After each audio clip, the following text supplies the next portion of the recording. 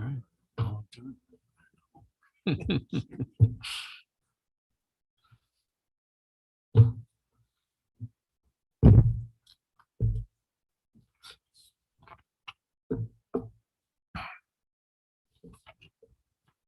All right. Karina, are you ready? Okay. Good evening. I would like to call the September 21st, 2021 Planning Commission meeting to order. I would like to remind the commissioners to have their microphones turned on and positioned so the audience can hear. Director King, can we have a roll call, please? Sure. Commissioner Hill, Present. Commissioner Lemke, Present. Commissioner Beamsterfer, Here. Vice Chair Van Arsdale, and Chair Worth, Here. all present. All right. Invocation and flag salute. Commissioner Hill, would you like to lead us? Bow your heads, please. Bless this meeting today and all those present, as well as the lives we will encounter today. In Jesus' name we pray, amen. Please join me in the pledge. I pledge allegiance to the flag of the United States of America and to the republic for which it stands, one nation, under God, indivisible, with liberty and justice for all.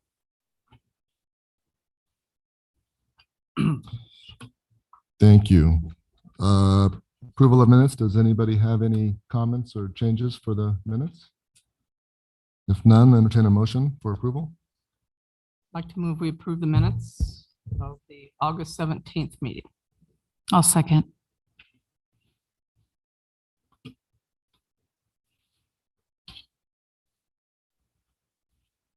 Motion's carried 5-0. Agenda item number 5 is a public comment period for items that are not on the agenda. Are there any members of the public present that would like to comment on any item that is not on the agenda? Is there any members online? I don't have any members online, and I didn't receive any e-comments. Okay, thank you. So we'll move to item 6A, extension of time 21.003 for the Marriott Town Spaces unit. Suites, excuse me. Good evening. Good evening.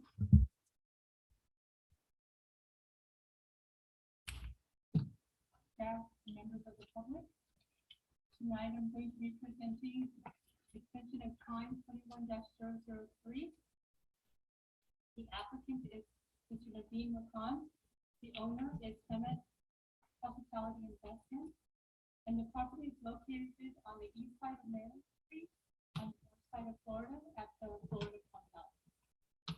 The request is for a 3-year extension of time for previously approved site development review 19-001.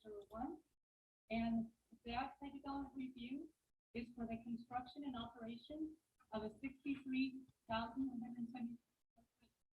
440 93 guest hotel with outdoor pool and patio on approximately 2.95 acres. Here is the aerial view of the site.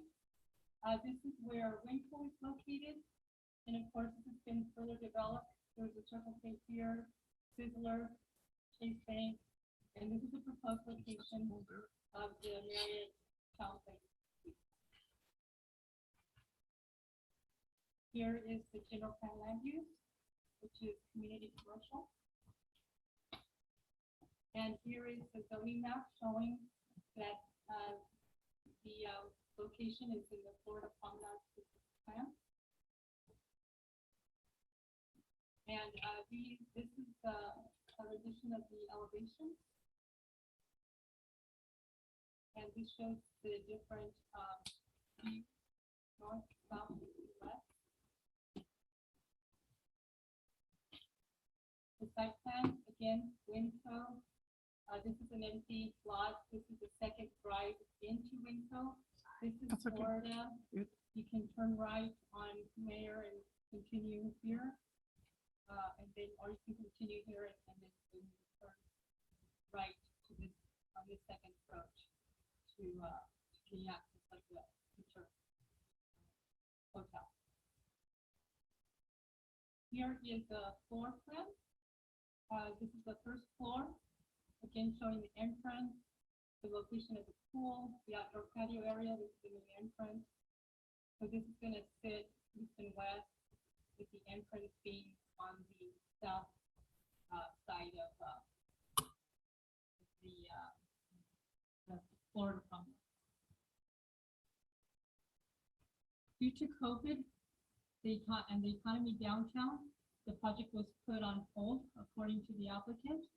And they are now securing financing now that the banks are lending. And they want to now secure construction permits. And they're hoping to submit in the next month or so for construction. On September 9, 2021, the city gave public notice by advertising in a press enterprise and by mailing to property owners and tenants within 500 feet prior to the holding of this public hearing, which would be considered by the planning commission tonight. And as of today, there is no correspondence from the public for or against the project.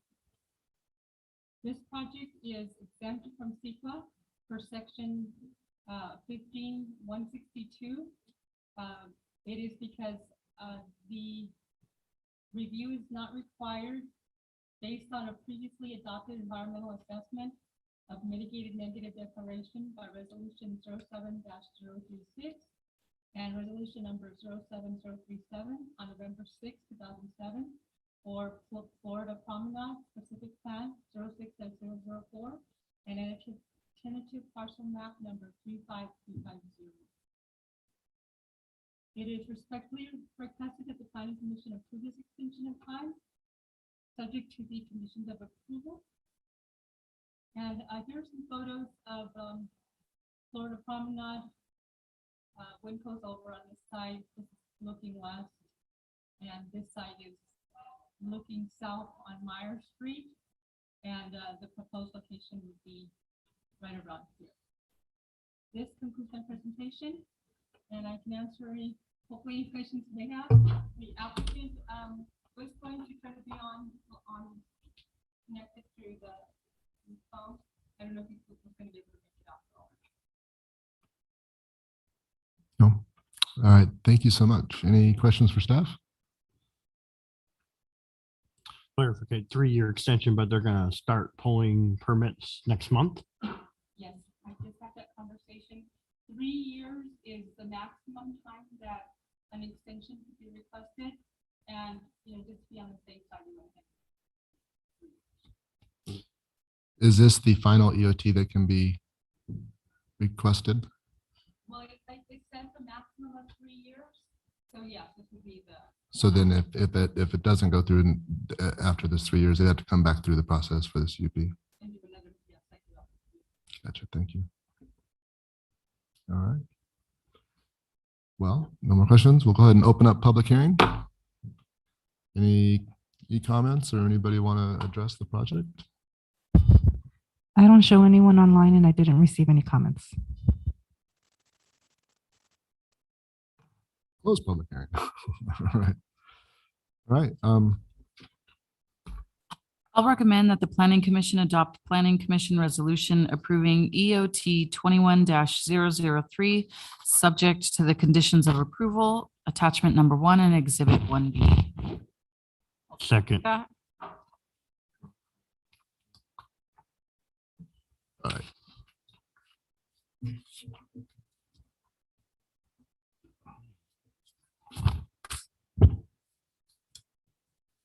And the motion carries 5-0. Thank you.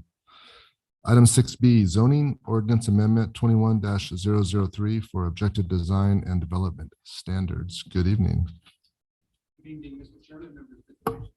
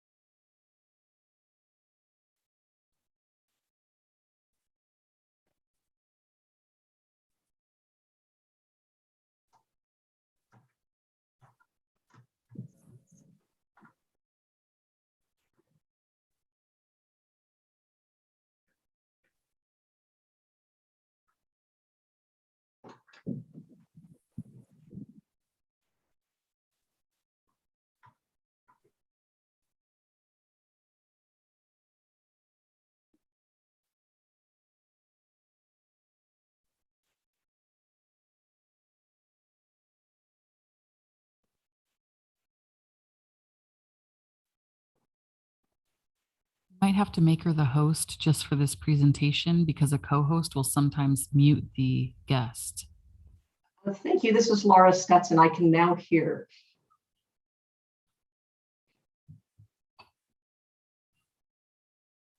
We hear you, Laura. Go ahead and proceed. Great. Thank you, David. Mr. Chairman, members of the Planning Commission, my name is Laura Stetson. I am a principal with the firm of MIG in Pasadena, California, and have the pleasure of working with your staff on this project, your staff and the consultant, Mr. Leonard. Tonight, we are going to present to you a new part of the city's zoning code to address some state laws that went into place a number of years ago, and which have now been really tightened. If we could go to the next slide, David, and I'll just say next as we go through. We are dealing with something called objective development and design standards. These are standards that are in addition to regulations currently in your zoning code that regulate height, setbacks, parking areas, and this is all for residential development. This is an additional requirement that will be put into your zoning code to address current state laws. And so tonight, what we want to do is to present to you both the new standards that will be placed as well as a tweak to your current processes to move this forward. Next. The laws that this implements actually date back to 1982, something called the Housing Accountability Act, which said that cities cannot deny a housing project if it complies with zoning and general plan standards, unless there is clearly a significant public health impact. And so this has been in place for many, many years, guiding what cities can and can't do with regard to housing applications. But this law was tightened back in 2017 and 2019 by two other laws that really looked to streamline housing development approval and make sure that cities weren't capriciously denying projects that were clearly consistent with the regulations that they had put in place. And we're discussing multifamily units. This does not apply, at least not yet, to standalone single-family units, but it does address multifamily units as well as mixed-use developments that have at least a 2/3 residential component in terms of floor area. The intent of the legislation was largely to increase the supply of affordable housing and rental housing throughout California. So this isn't just Hemet, but this is every jurisdiction, every city and county in California is required to prepare these objective design and development standards. There is some flexibility in the law. It allows local jurisdictions to tailor their standards to meet their unique community needs, because what works in Hemet might not work in Riverside or San Bernardino or San Francisco or Los Angeles. And so these have been tailored to your specific needs. Next. I did mention that every city and county has to comply. There is an out that if a jurisdiction has met its obligation for development of housing as identified through the housing element, then it does not have to comply with certain components of these standards for streamlining. But as this chart shows, when the city adopted its housing element, part of the general plan back 8 years ago, it had an obligation to accommodate 604 units. The city did a really great job of meeting the goals for extremely low and moderate income housing units, but oddly enough, not for what's considered market rate above moderate. And so the city is obligated to implement these laws. Just as kind of a note and point, I don't know how far along you are in your housing element, but you may have had some study sessions that show that you've had a significant increase in housing obligation in Hemet for this next 8-year period. And so these objectives, design and development standards will apply to any of the applications that come through to implement the housing element. And you are not alone. Most cities do not have objective design standards. They have design guidelines that apply, but those don't create the black and white yes or no that the state's looking for when you're reviewing a project. There's subjectivity involved. And so that creates some uncertainty and gives some policy bodies or decision-making bodies latitude in denying a project. And that's what these laws look to obviate. Next. The goal for HEMT is to ensure that new mixed-use development and multifamily housing provides for places where you'd like to live. They're attractive. Anybody would like to live there. They blend well into the community. They blend into neighborhoods. They create housing, which is sorely needed throughout the region. And from a developer standpoint, there's a deal of certainty and predictability created in the development review process, because if a developer chooses to follow the very clear-cut rules, it streamlines the approval process. Next, and we're going to come back to that in just a minute. So you might ask, all right, what does objective mean? Because it might mean different things to different people. Well, the legislature took care of that for everybody and very clearly defined what objective means in terms of an objective design standard, meaning no personal judgment by a public official, that there is a benchmark that everybody can look at and say, yes, it meets that benchmark. And we all know what that benchmark is because it's clearly stated in the code. Next.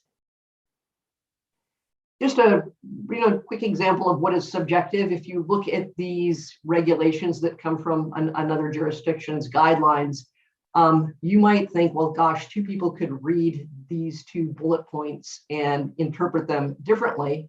And so that is a subjective standard, as opposed to on the next slide, an objective standard creates metrics. It tells you that a building facade needs to have particular articulation, measurable articulation, and a one door, one window that accesses the front yard or private open space. That I think most people could look at and agree exactly what it says and what it means. Next. So in HEMT, where will these objective design development standards apply? I mentioned that it would be to all multifamily and 2/3 residential of a mixed-use project, but more specifically, there are two projects moving forward today where these would apply. The first is on properties that are owned by the Housing Authority of the County of Riverside, and Palm Communities is moving forward with an application to build some affordable housing on these sites, and they will be subject to these new ODDS. Next. As well as the transit-oriented development site, for which there's also a specific plan being prepared. So these standards will apply to these projects that are currently in the pipeline. Next. So, there's actually a choice for applicants when they come in. They see that you've got your typical zoning standards for your zone, your R3 zone or R2 zone. What are the heights, setbacks, parking requirements, open space requirements? Those exist today. The objective design and development standards are additive. They will also be in the code, but they add to what are currently regulations. So if somebody comes in with an application and they read the zoning standards and the ODDS and they choose to comply with them because they work pretty well, they move into a streamlined review process whereby the project is measured up against these standards. And if it is shown clearly that it all complies, it's a very clear process. However, if a developer chooses not to comply for some reason, and I'm talking about a project that's not an affordable housing project, but just a standard market rate project, and they want to make modifications to those standards, then it would be a full discretionary process that would go through the Planning Commission. Next.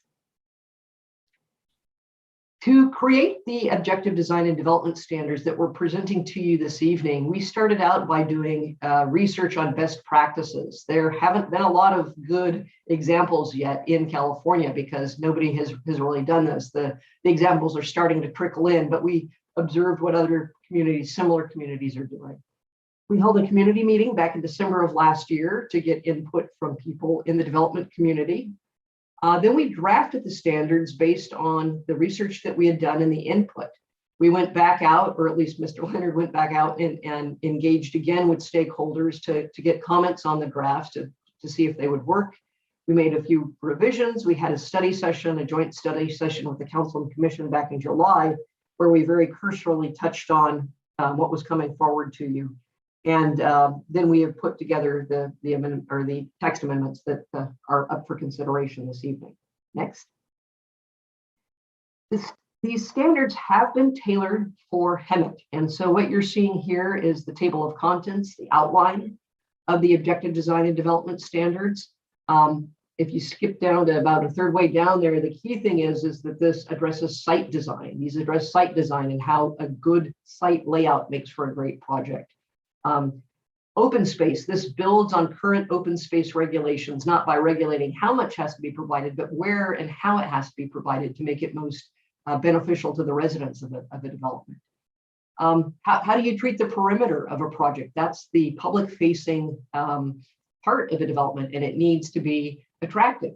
And but similarly, there's a requirement for what is termed four-sided architecture, meaning you can't just put pretty elements on the street facing side and not do some similar treatments on the interior walls. And so that there is a requirement that it look good all the way around.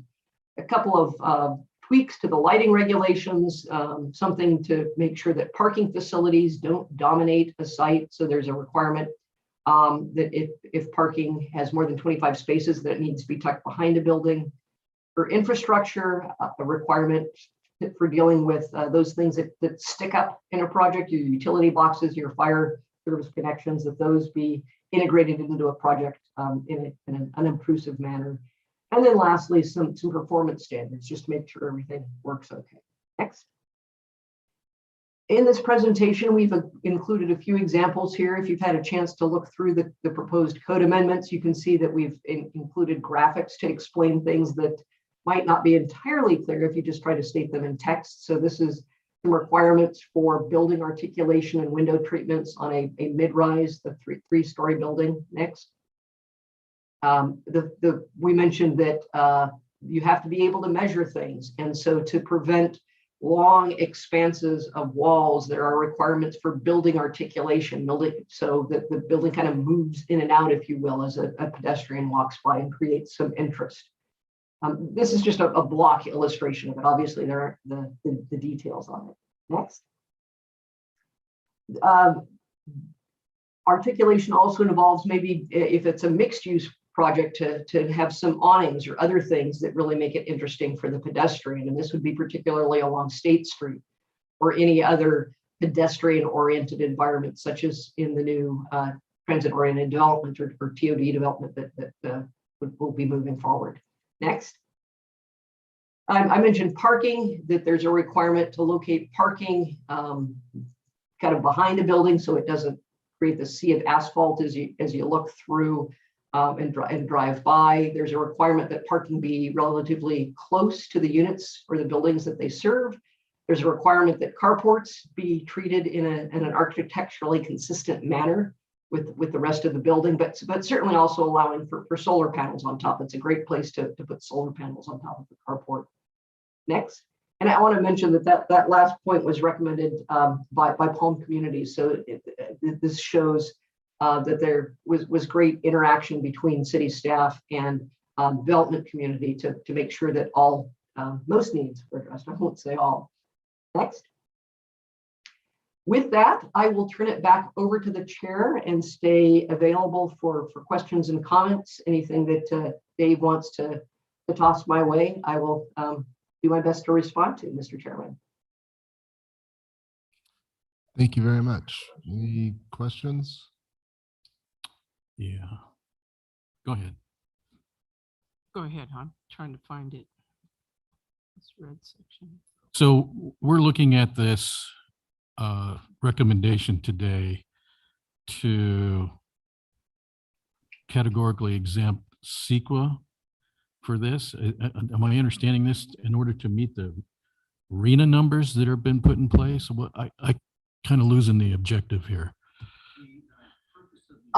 If it is a project that is ministerial, there would meaning, reviewed at a staff level, it could be exempt from CEQA.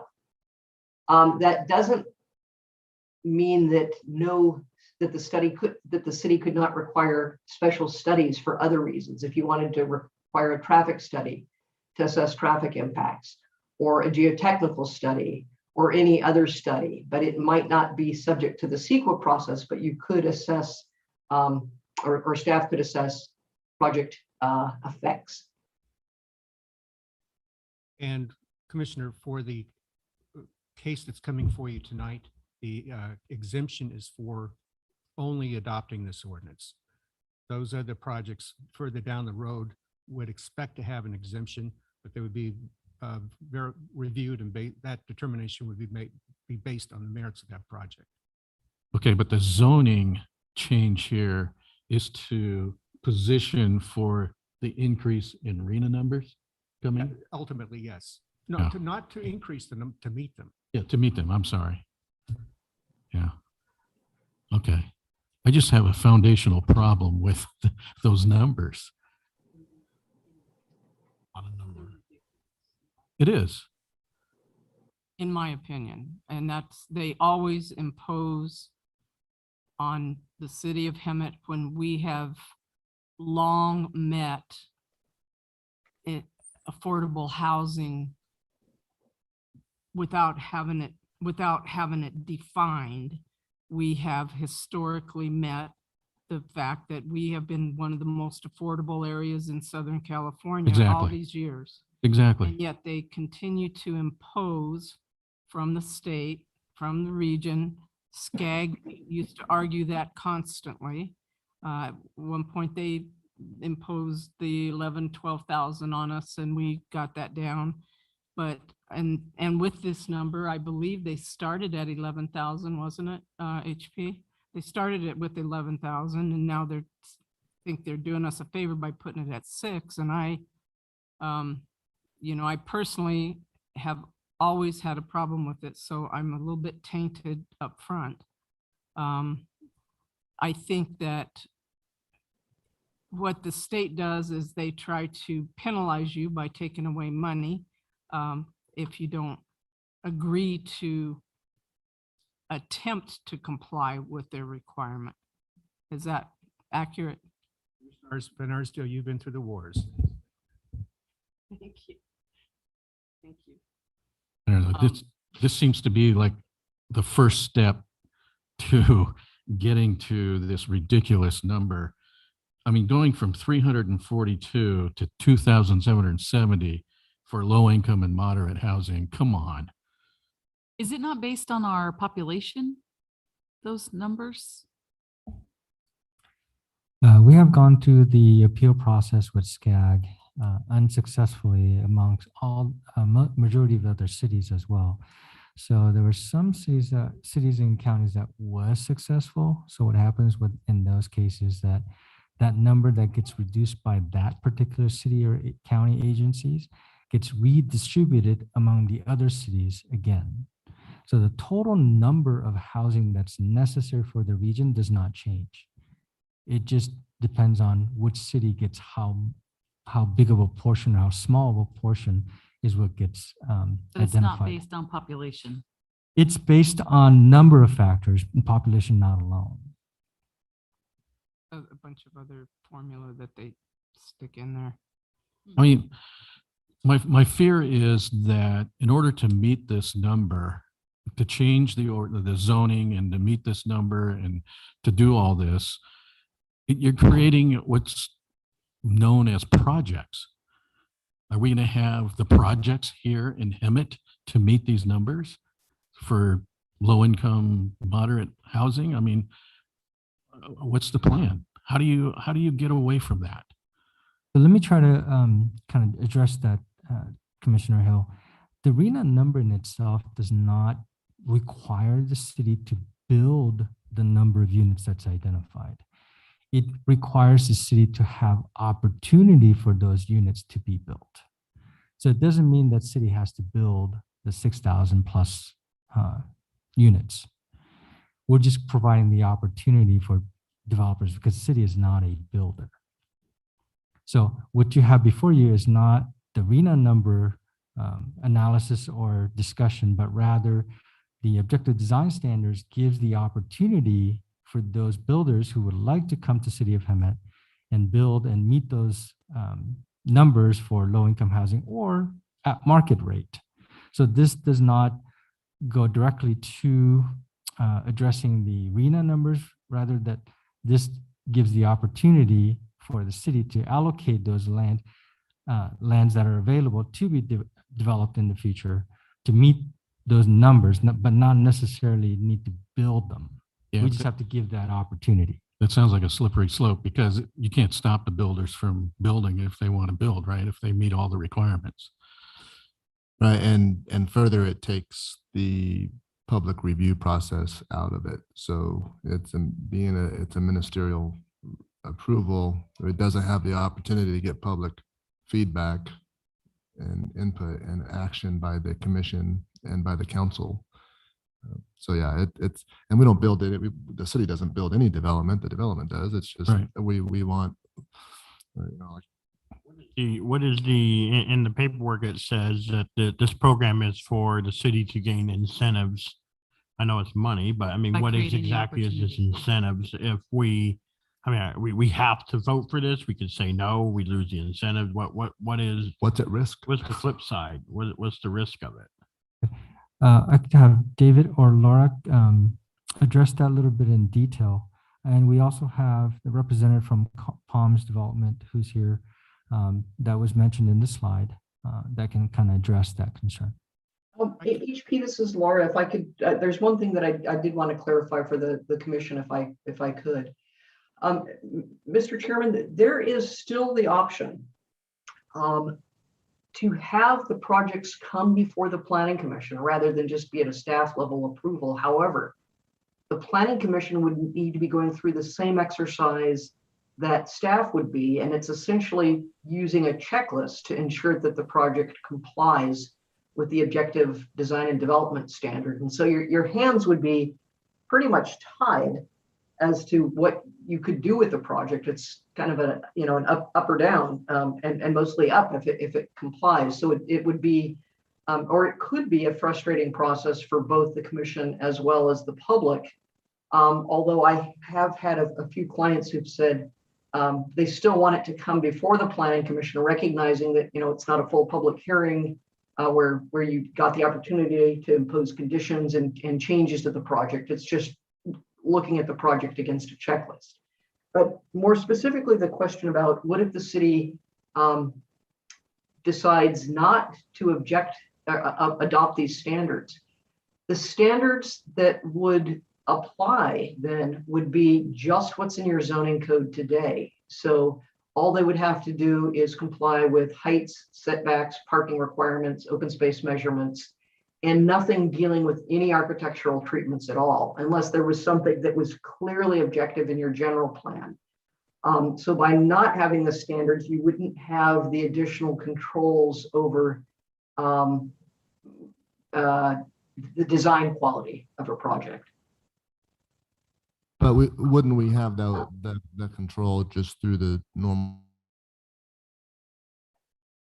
You wouldn't, if it's not stated as an objective standard, if there is not something in the code or in the general plan, you would not have the ability to apply any type of subjective standard or review a project where you don't have a standard against which to measure it. Laura, let me slip in here. The staff view is going to be just the same as it always has been, except there's going to be an additional layer of standards established through the overlay zone under this ordinance. The applicant actually has the means to accept or reject those standards. If they choose to accept them, then it's an administrative review.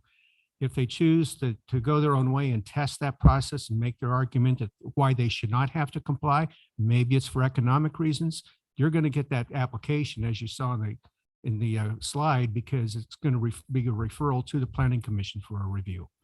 Also, just to add a little context, Palm Communities appeared at the study session.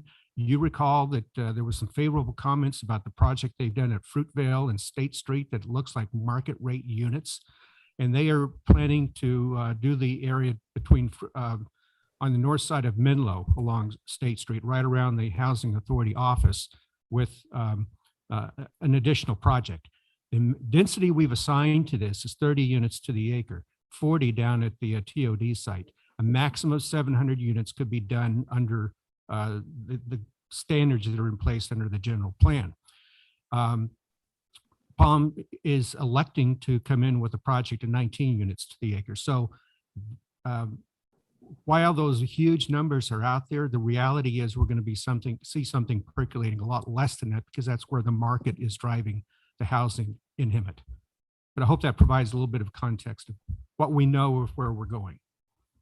So going back, what's the risk from a state funding perspective or incentive or whatever, if the city decides, hey, we would rather have the ability to review every project through that process? Oh, and by the way, the law says that the planning commission can see the projects, but they cannot hinder, delay, or modify the project. You get to see it, and that's about it. And it has to occur within a certain number of days from when the application was filed, just to throw that out there. In terms of the financing, Isn't this through like is it the SB2 grant, or what's well, the SB2 grant is simply funding the process to develop these ordinances. I would defer to Laura or HP in terms of the actual state funds that would be at risk if the city chose not to adopt these procedures. If we don't, and go ahead. Thank you. I'll repeat that if you choose not to adopt these standards, the city is still obligated under the law to review projects against whatever standards exist. And so whatever your standards are in the zoning code today would be the only standards that you could use to review a project. So how's that different than what we're doing now? When a project comes before you now, you have the ability to modify a project, look at the design, make tweaks to the design. You would not have that ability because you would not have something in the code that gives you the authority to do that. So why can't we do it now? Well, I think if somebody, I'm not an attorney, but I think if somebody were to challenge you on something that the Planning Commission has applied to a project to say that it is not an objective standard that you're imposing, you might be open to challenge. Okay, there's another facet to this. Under the ordinance, existing ordinance, you must comply with the existing zoning and general plan. Under this ordinance, there are concessions that can be made as well as incentives. The incentive is only one, density bonus. We don't particularly need it because it's already got the density there. But there are concessions that can be made as only through this ordinance. Those ordinance deal with unit size, they could deal with setbacks, they could deal with building height, and those will be reviewed on a project by project basis. And our thought at this time is to even do a development agreement with each application to establish those concessions as a matter of record, so that if there's a sell off to another builder, those would comply. The reason for that is the state doesn't want these projects just sitting on the books. They want them built. And so whatever it takes to get them into a market condition that is economically viable to build the project, that's where they want us to go. But still withholding or maintaining the standards of quality through the development standards that we're outlining for you tonight. But the objective is sticks going up, not just a plan on the shelf. And that's the reason for the concessions. I mean, it's all for streamlining the process. I think that to Commissioner Hill's point is it's a slippery slope, and that's trying to understand without using that type of language. Like, what's the alternative? So I mean, if I understand this correctly, and I'm not sure I totally do, but the law says we can't hinder a project based on whatever guidelines or standards that we have. Right now, we have a set of guidelines and that's in place that gives staff an opportunity to provide input on a development when they come in. It provides the public to provide an input on that project when it comes in. It provides the commission to provide input, maybe some changes.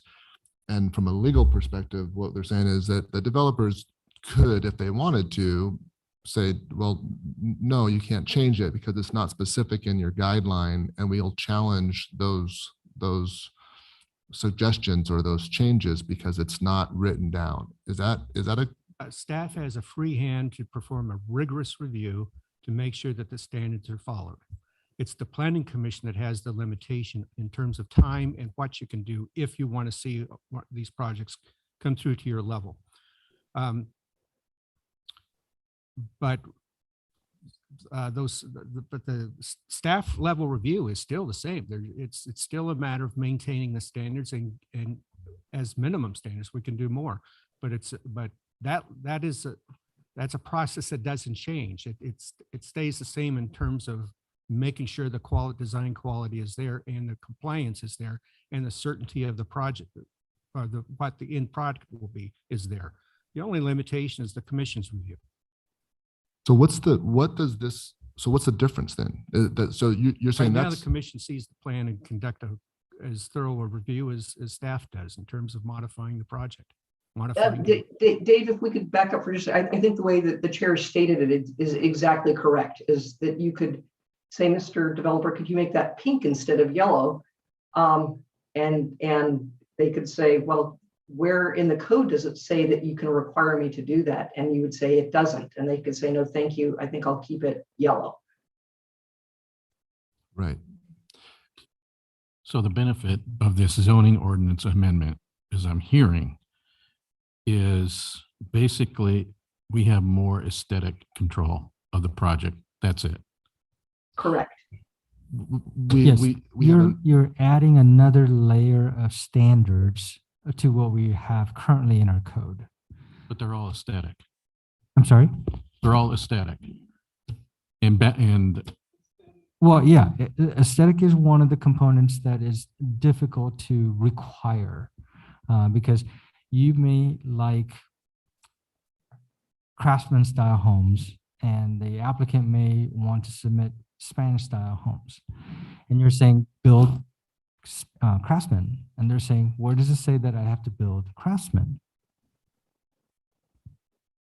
And if you can't supply that within your code, then he or she, or the applicant can just say, well, I want to then build my Spanish home. But this particular component adds that layer, even though it's architecture and aesthetic, it adds that layer to have a little more control under the city side. I would rather have the ability to have the aesthetic control because we know that these kind of units can't really look at Mhm. cities and they really are milk carton boxes and that's it. So I appreciate that component. I understand too, what you're trying to get at, or what the state's trying to get at, is streamline the process so these things can get in the ground as fast as possible. And that is something that we are always preaching to you guys to do. So I understand that too. And you heard me gripe about the heartburn I have over the RENA stuff. But if that's all we can do with their new standards of what they say we can't do, we can't impede the process, we can't keep things from happening so that these things can get in the ground, I tend to agree that it would be better to have aesthetic control than to give up that. If we're interpreting this correctly. It almost seems like it's it doesn't seem to be a problem right now, right? Because we haven't had any development come in and say, well, never mind, it's not in the standard, we're not going to do it, we're going to do it this way. And every time that we've had a project come through, they listen to input from the community, they listen to input from the commission, they make some adjustments, and ultimately we feel like we're getting some concession through this formal public hearing process to provide input. If it looks like we're kind of being we're preventative in terms of avoiding those situations in the future where the developers may push back and by setting these development designs or these objective design standards, we're kind of preemptively saying this is what we want. We're being more, and it almost seems like a counterintuitive in terms of standards or counterproductive in terms of standards for streamlining the process. We're adding more layers that the developer has to meet. So if we're adding these layers, at least we're being clear, transparent, upfront, this is what you have to do. But the thing that concerns me a little bit is that we're tying the hands of the commission a little bit, well, a lot of it, and saying that it's okay by setting all of these objective design standards, we're taking our ability to provide input out, because as long as they meet those standards, there's nothing that we can do. And that's that. I mean, is that a correct kind of assessment of from your perspective? All cities and counties are in a reactive position because most of the planning is occurring in Sacramento right now. Right. So we're trying to deal with maintaining a control mechanism as best we can over aesthetics, still meet the state law, and still maintain order in the community in terms of the outcome. You mentioned layers to a developer. Yes, there are more standards, but by reading through those standards, they know they can put pen to paper and know what they need to achieve with some refinements through the process in order to get through the process quickly. And that provides a value to the developer in knowing that they don't have to go through hoops of how do you define this that could be a project stopper, which many ordinances contain, because of their subjectivity and how somebody wants to interpret something. So that, for the most part, has been removed out of this ordinance, or would be in addition to what the R3 zone does and clarified more specifically through this ordinance. And it just formalizes that any project that meets these is going through a minor and not a major. And so it doesn't have a planning commission review, whereas we don't necessarily have that in place now. The staff can make a determination that any project that might be a little whatever, they want to send it to the commission so we have that public review process. But what this ordinance amendment does is take that away. So And it's an overlay zone, which is at the behest of the developer to choose to use it or not. We would be pre-zoning certain properties with it, but in the future, if a developer wanted to pursue this, they would have to then change the zone to apply the overlay to it. So there's that level of control as well. So how does this help streamline the operation? By submitting an application for city staff review, if a determination of consistency is made and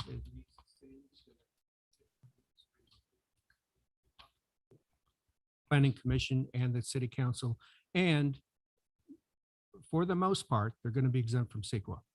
We may require special studies, technical studies to evaluate certain issues relating to a project, but being exempt from CEQA is a huge deal. Yeah, I would imagine so, yeah. That's another soapbox, but I won't get on it. I have a question on page 89.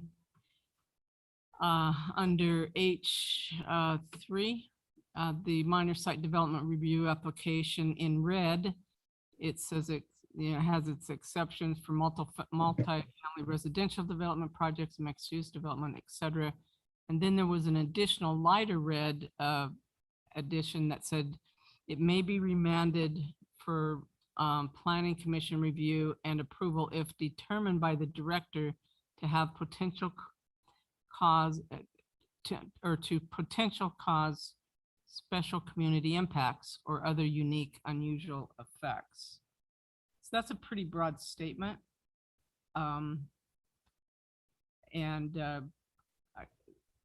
Is there any far-reaching Is that something we added and why? Or I kind of like it, but that's- I just, Yeah. Understood. The aim of that, though, is for projects that do not comply with the standards. If they comply with the standards, then that ability for staff to just refer it to the planning commission at will is not going to be there. So, but it's a caution note for the most part that we really need to be complying with the standards to maintain the administrative approval. judgment call by the director that it may have those special community impacts? Or is it? That how we does can that come up? define. You know, that's something that staff recommends to the director, or it just comes up, or we go back to them, probably a number of things, I'm guessing. I'm from a developer standpoint, I'd say that those special community impacts have to be something that's verifiable and provable. It can't just be, it's on the color of the buildings are different. So recently, a project came before the commission. I don't recall exactly when, but there was some level of funding from the state that mandated a certain percentage of occupants to be parolees or I forget the other term, but would that be considered a special condition that, No. or a condition that would?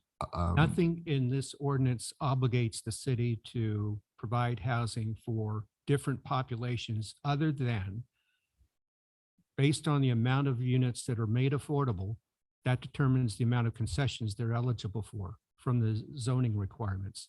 I believe that that provision is that 100% affordable allows an applicant to receive 4 concessions. So is there something that we can firm up in the wording that would give clarity to that, you know, if it's, you know, like that particular project, if I recall, there was, and I'm reaching back on memory, so I may be off, but there was something about that the state funding program precluded the requirement of the developer to notify the land use agency that there were those requirements for certain levels of parolees and other things. So that was a condition of the funding, but it wasn't made clear to the city. Does that ring a bell, HP? Does that? Yes, I seem to recall a project that came through. It was approximately 50 units that came before us, and they had a different funding mechanism than a traditional, which was through a lending agency. This was proposed through a program that required them to have a certain number of residents or occupants. But that project kind of fell out due to the fact that they missed their timing and that they wanted to supply their own funding. So they're still working on that particular project. But yes, there are some cases when you would have a certain requirements from the grant issuer, if you will. They have certain standards that they need to meet. But I have not heard that they cannot identify who was going to occupy the buildings as part of the requirement for the grant. And I think that, I mean, that was one of the things that came up in the public hearing process and caused some input from the commission to reduce the approval period to a much shorter timeframe.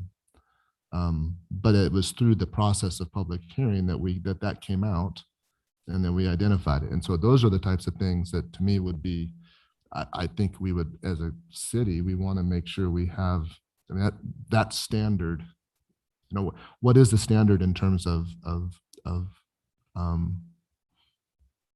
the requirements for the type of people or the type of residents that would be occupying that? Is there something in place that can trigger that, you know what, that doesn't meet our objective design standards because of your funding program requires X, Y, and Z, Sure. that way it needs to go to the planning commission. Sure. Our zoning ordinance does allow and has identified types of housing.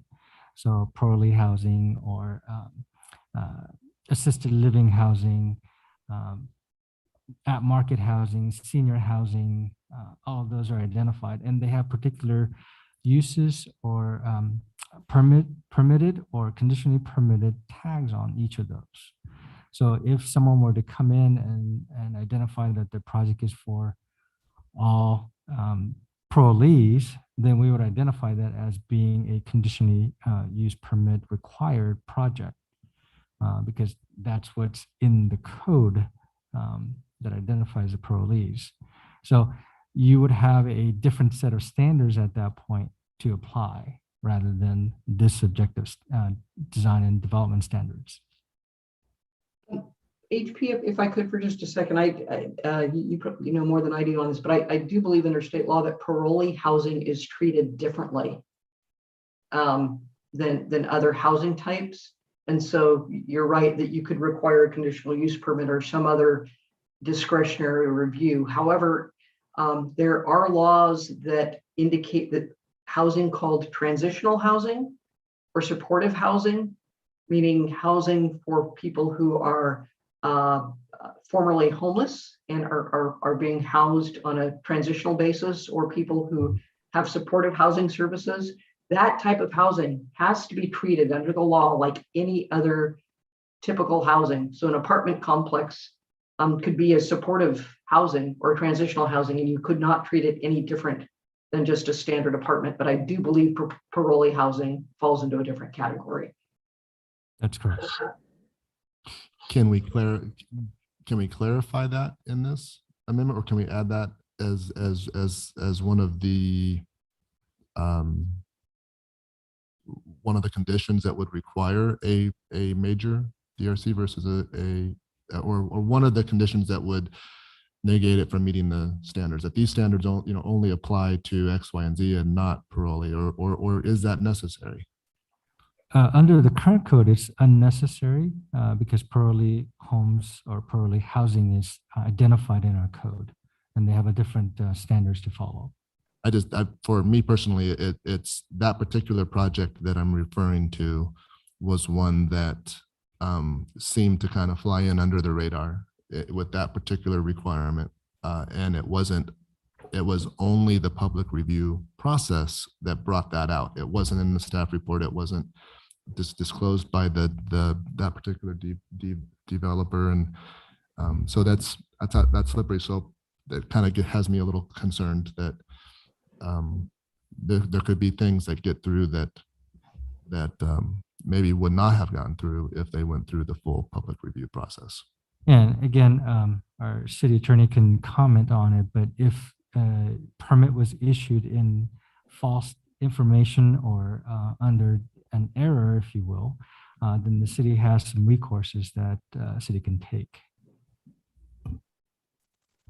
So one thing I will say, I've looked into this issue recently with, it gets a little bit tricky because I've looked into the sober living homes issue very recently, and the law is kind of in flux right now because state agencies have issued various cities like notices of violation stating that having an ordinance like with certain conditions, basically treating what the presenter was saying, treating those that residential use differently than any other type of home might be illegal.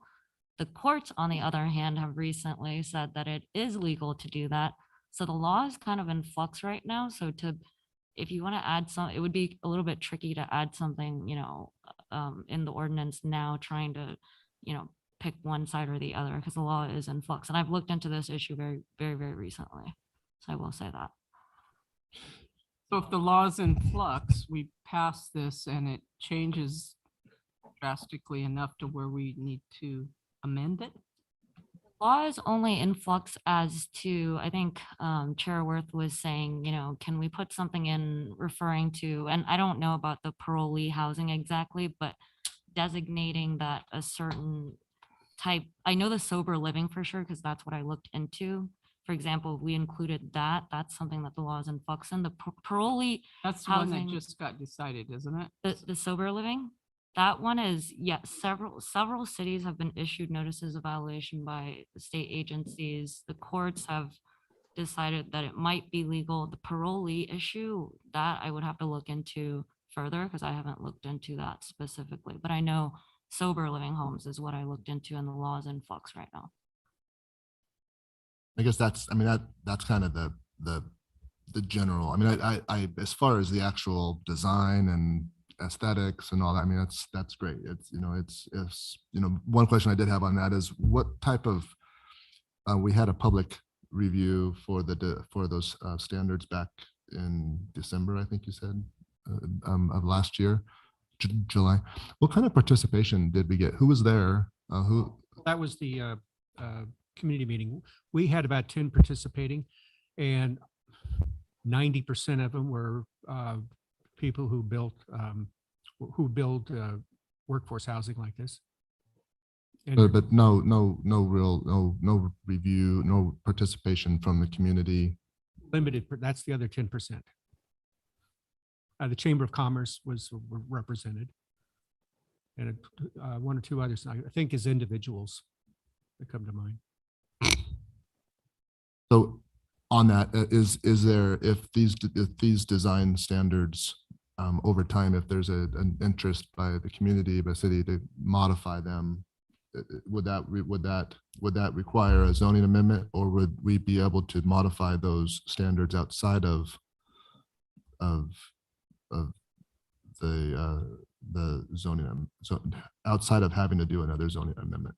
So in other words, if you wanted to update those standards and now we want Spanish style homes instead of craftsman, or whatever the case is there a process to do that, or are we stuck with whatever we approved? No, any zoning ordinance can be amended in the future as commission see fit. However, you would have to take in consideration of how many projects are under the current zoning review, meaning how many projects are in the pipeline, if you will, under that particular standard. And then you would have to make decisions. And then once that gets in effect, then anything coming after that would be under that new changes and amended ordinance.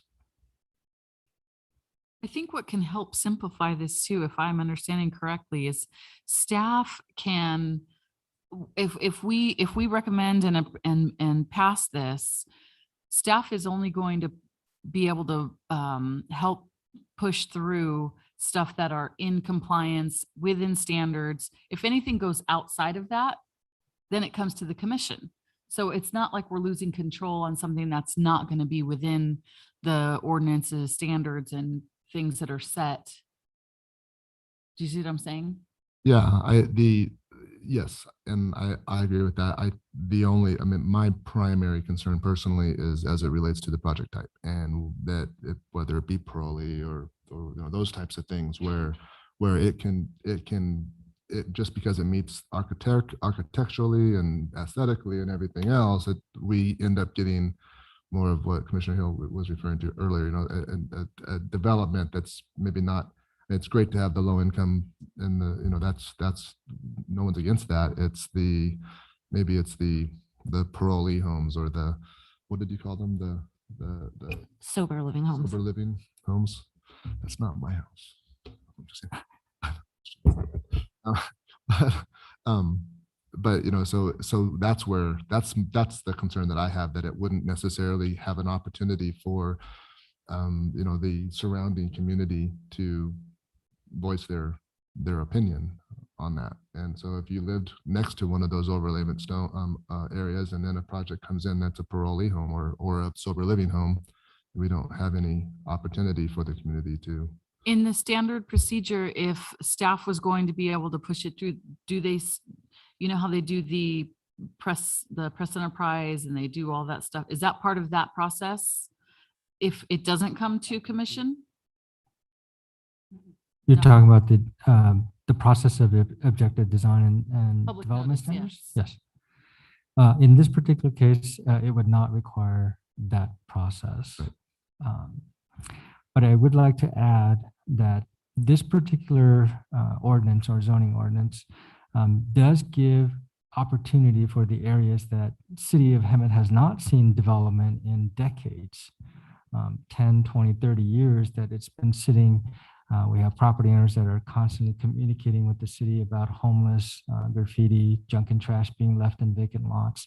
So this will help those type of lands that are available to be developed, street improved, curb and gutter installed, street lights.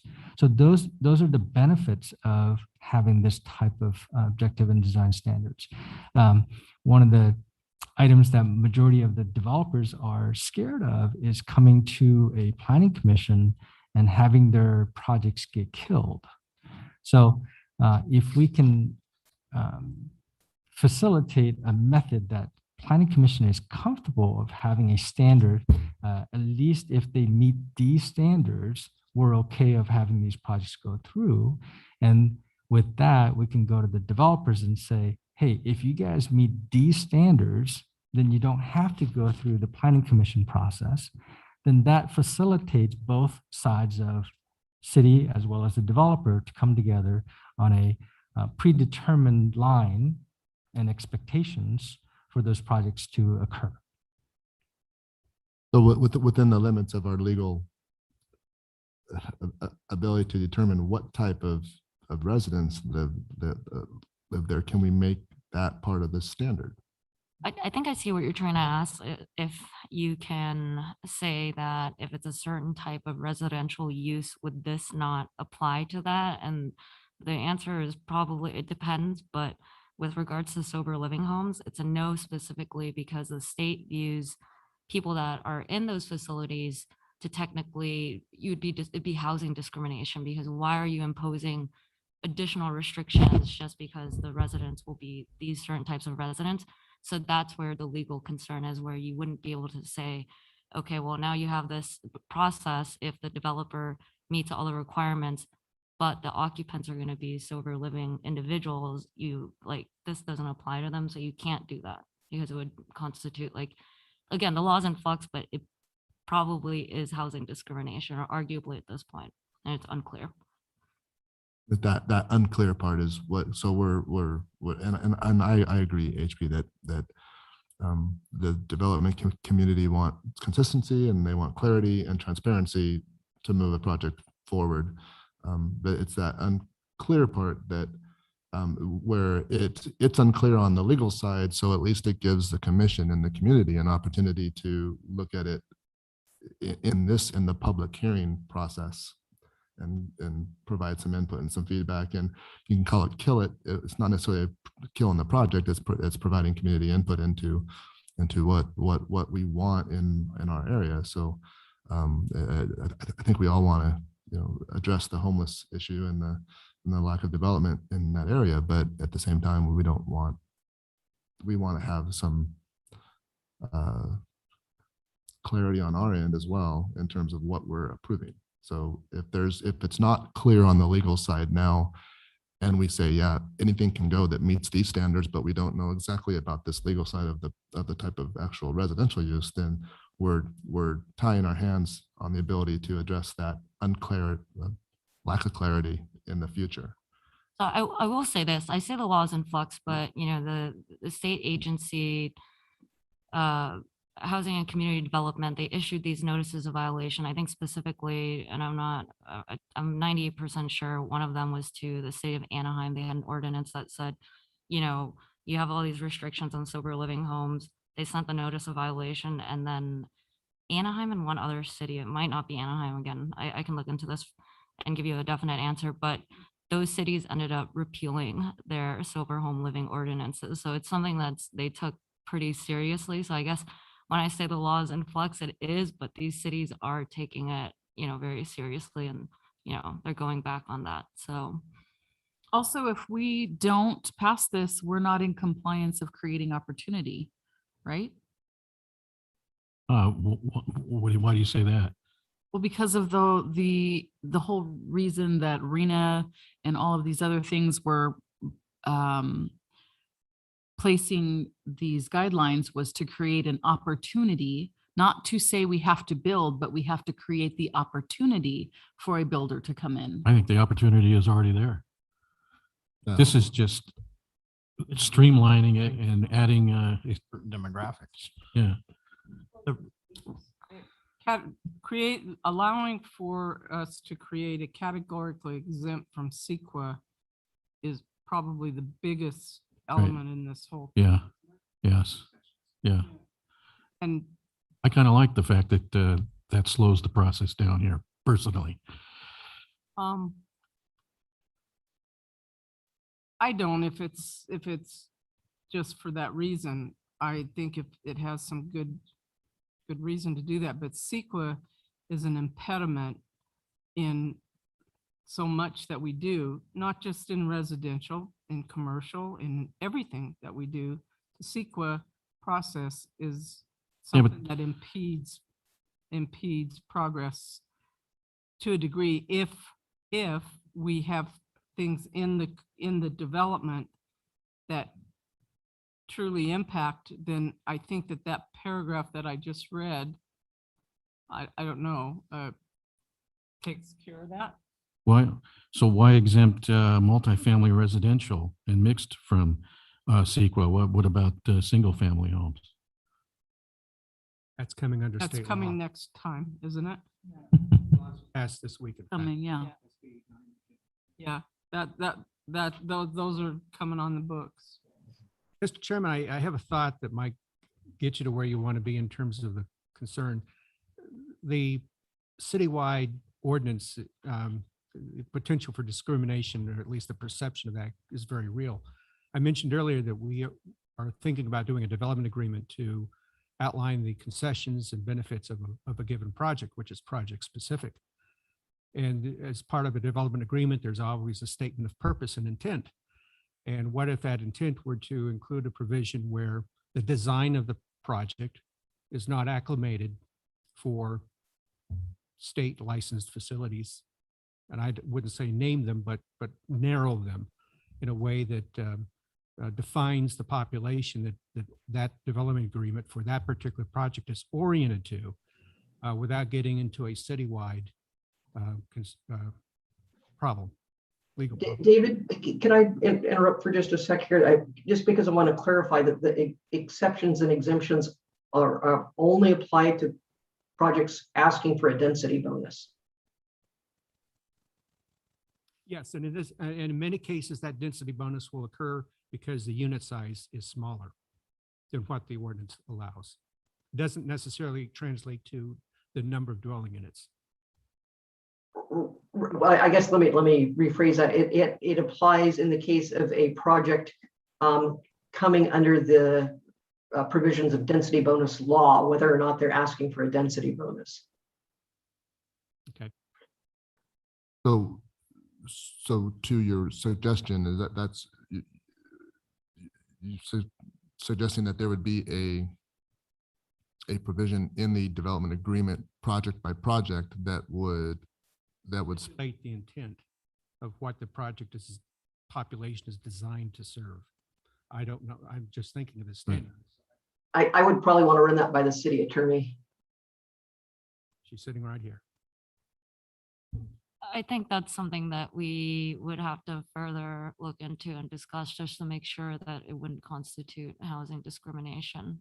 And it would depend on the type of population that we're talking about. It really gets very, very tricky because, you know, for example, the sober living home thing, the reason why it would constitute housing discrimination, because they're saying that, you know, individuals with addictions, it could be viewed as a disability. So that's why it constitutes discrimination. So that's a little bit tricky, and that's something that we would have to look into further, exactly what you're proposing to do. Or maybe it's a focus of what the project is designed for, not necessarily against. A reaffirmation that it's for workforce housing. is there something that some wording that we can put in the actual standards that kind of No. self to that, to at least to address that issue? 'Cause I mean, obviously case law is going to be, will drive what's what's legal and what's not, and what's discrimination and what's not. And we certainly don't want to be out of compliance with law. But it just as those things are being developed, to make sure that we're giving an opportunity for the community to know what's coming in next to them. That's my main thing, that I have a little bit of heartburn about removing the public hearing process. I completely agree with I think it's awesome to get rid of CEQA, to waive CEQA on some of these. Excuse me, I didn't mean it to get rid of CEQA. I think CEQA is a very valuable thing, maybe not for a car wash and a gas station, but and clarity and transparency on standards, so that the developers know exactly what they need to do. Those are all great things. It's just the thing that I have a little bit of concern with is the public hearing process provides an opportunity for the public to know what's coming in and provide input. And Mr. Chairman? Yes, please. If I could, thank you. Although we've written the ordinance currently to keep it at a staff level, there is the option to have the planning commission do the review that staff would do. So it would be, I wouldn't call it, the same type of formal public hearing where people can come in and think that they can change things. It's simply the planning commission in a public process, transparent process, doing the review of a project to ensure that it complies with the objective design standards. So that is absolutely an option. It probably doesn't get you exactly where you'd like to be, which is status quo, but it does provide a public forum for people to understand what's going on and what a development application is before the city. Yeah, and I'm not suggesting status quo is the objective that I have, but yeah, I think that, maybe that would be at least a way to, so that there is an opportunity for the public to come in and at least voice their opinion, to know what's going on, and then that might lend itself to something that, if it didn't meet a particular standard, or if they weren't clear on what they were proposing, like I think happened on that last project, that it would at least provide an opportunity or just one more little layer to check it off before it goes. So in that scenario, would every project that goes through the minor review and doesn't require a planning commission, would that just mean that everything goes through the major but doesn't? I think what we'd want to do is define two types. One would be a project that complies with the objective design standards. We might call it something different, major, minor, I'm not sure. And then the major would be for those which do not comply with the objective design standards by the applicant's choice. And so we would redefine the process, and just so it doesn't get confused with your current minor process, you might want to have an in-between type of process. But if it meets the design standards, are you suggesting that we would still have an opportunity to bring it before the commission? Yes, but your hands would be tied as to exactly what you could do with that project. Gotcha. But it would provide a forum for public review and awareness. Sure, transparency. And awareness. Yeah.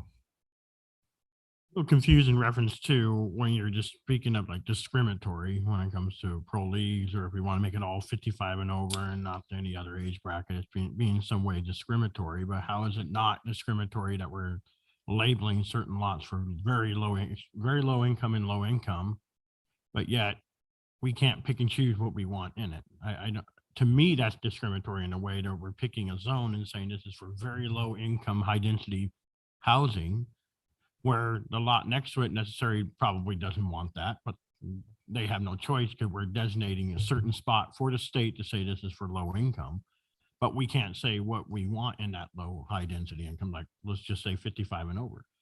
We want a bunch of 55 and over in that place, but we know it's going to be less crime in a way compared to under 55 and over. Because to me, it's confusing on that. Because they're a disadvantaged community.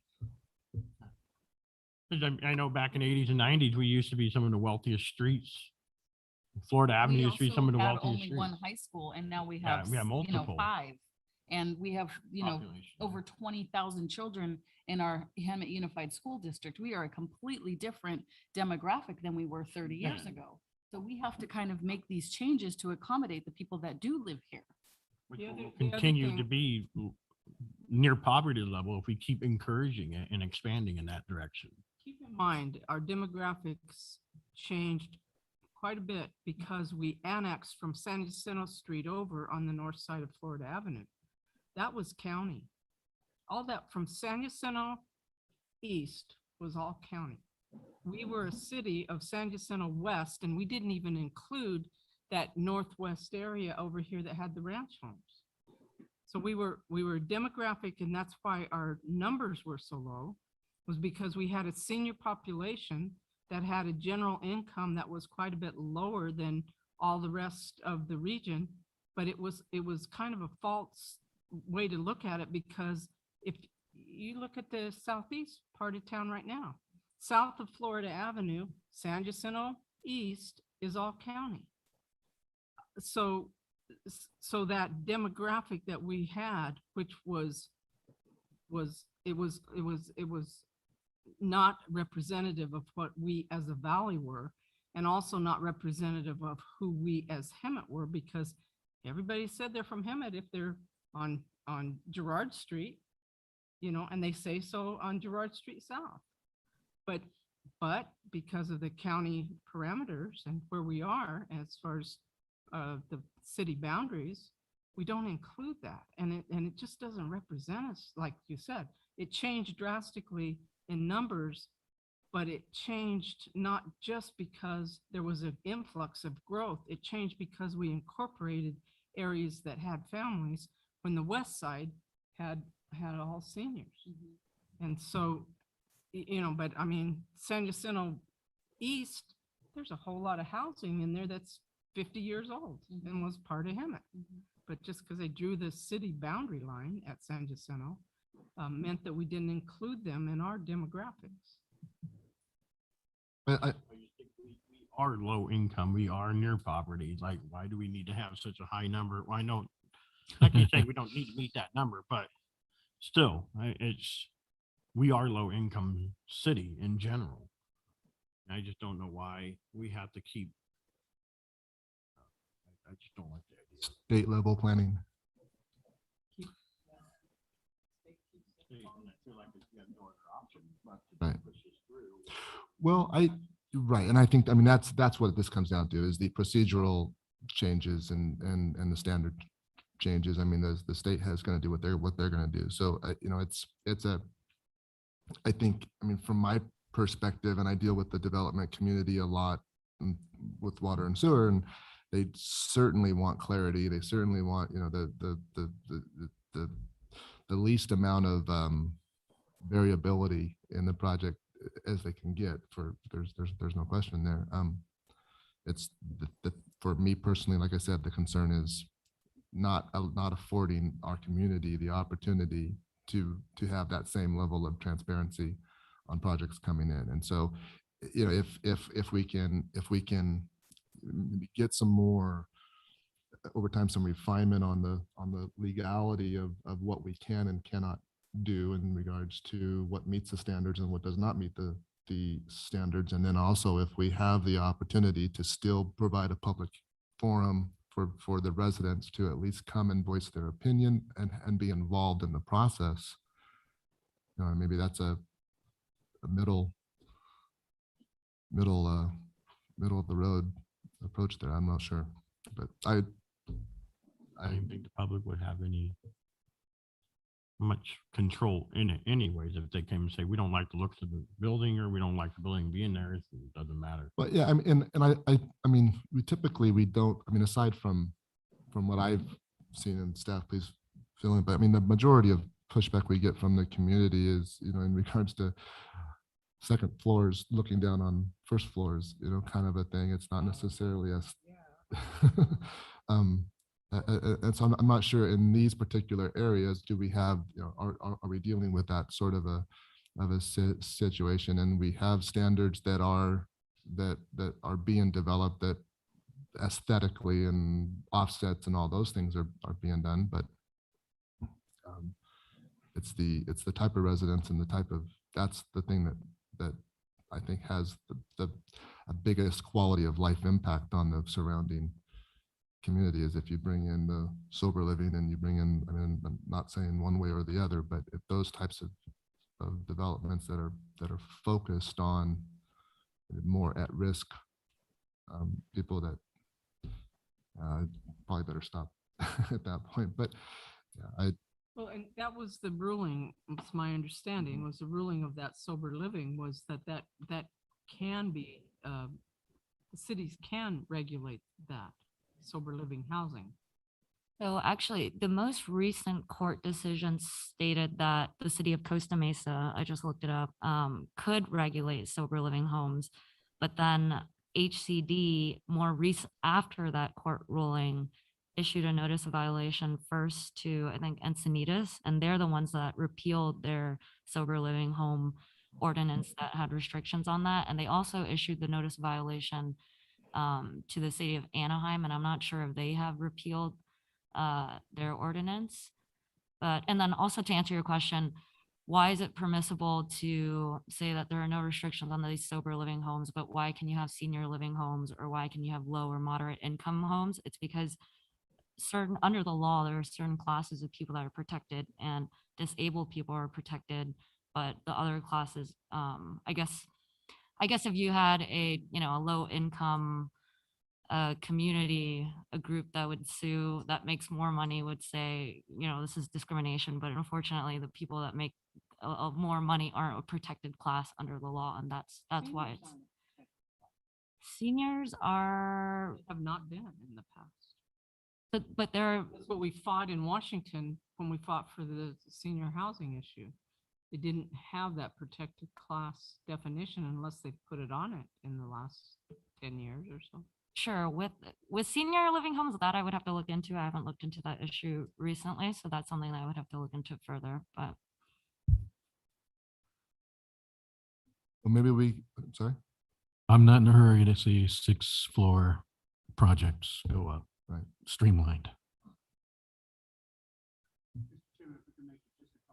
Sure. One is regarding the public input, transparency, holding public meetings. Again, the law is not, you could take testimony, but you can't hinder, modify, or delay the project. So there'll be some frustrated people leaving, thinking they haven't been heard. That's all part of the process, but that's just something to take into consideration. Also, in the audience is Mitch Slagerman of Palm Communities. He lives this, he's in the business, and he may be able to provide some insights of the very questions you've been raising, all that the commission's been raising tonight about. Yeah, let's go ahead and open up public hearing, and then we'll come back to this, if that's all right. So I'll go ahead and open up the public hearing, and please come on up and name and address for the record. And I'm sure you have some input.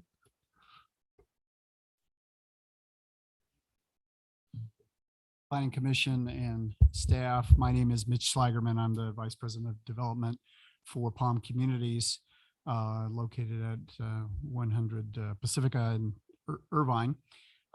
We are the owners of the property at State and Menlo. It's about 8 acres. It's everything except the county building and the corner, that corner lot that's right at State and Menlo.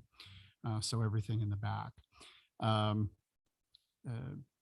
I've been listening to everything that you've had to say, and I can hear the frustration. I think I'm characterizing it correctly, that you're frustrated, and to kind of address the issue of public input, I can share with you a real world example. We have just processed an affordable housing project, very similar to what we are hoping to build in your community, a very high quality affordable housing project, and using the process that's been outlined by staff's consultants this evening. And the project was found out. I mean, we shared exactly what we were planning to do. I think staff shared that with the council, and it had a high level of interest in the community, and from that there became a high level of interest in the community. The city council in that situation, because as I believe this, and either Laura or David, you can, and or your attorney can correct me, but my understanding is that either it's either or the planning commission or the city council can have a public meeting to review the standards. And in our case, we also had asked for some concessions under the density bonus law.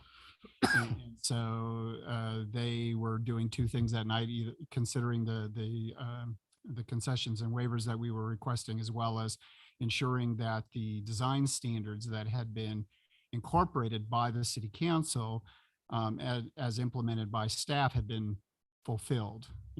As I understood it, that council or the planning commission can say, well, we have these staff reviewed these standards. Did they do their job? But in the end, if they did, then as Mr. Leonard was saying, the public was able to voice their opinions, but there wasn't an opportunity really to because it was found that we had met the standards, that there wasn't going to be a change. I mean, pretty much the change was go away. I have to admit that we went into a situation where people were not excited about the project.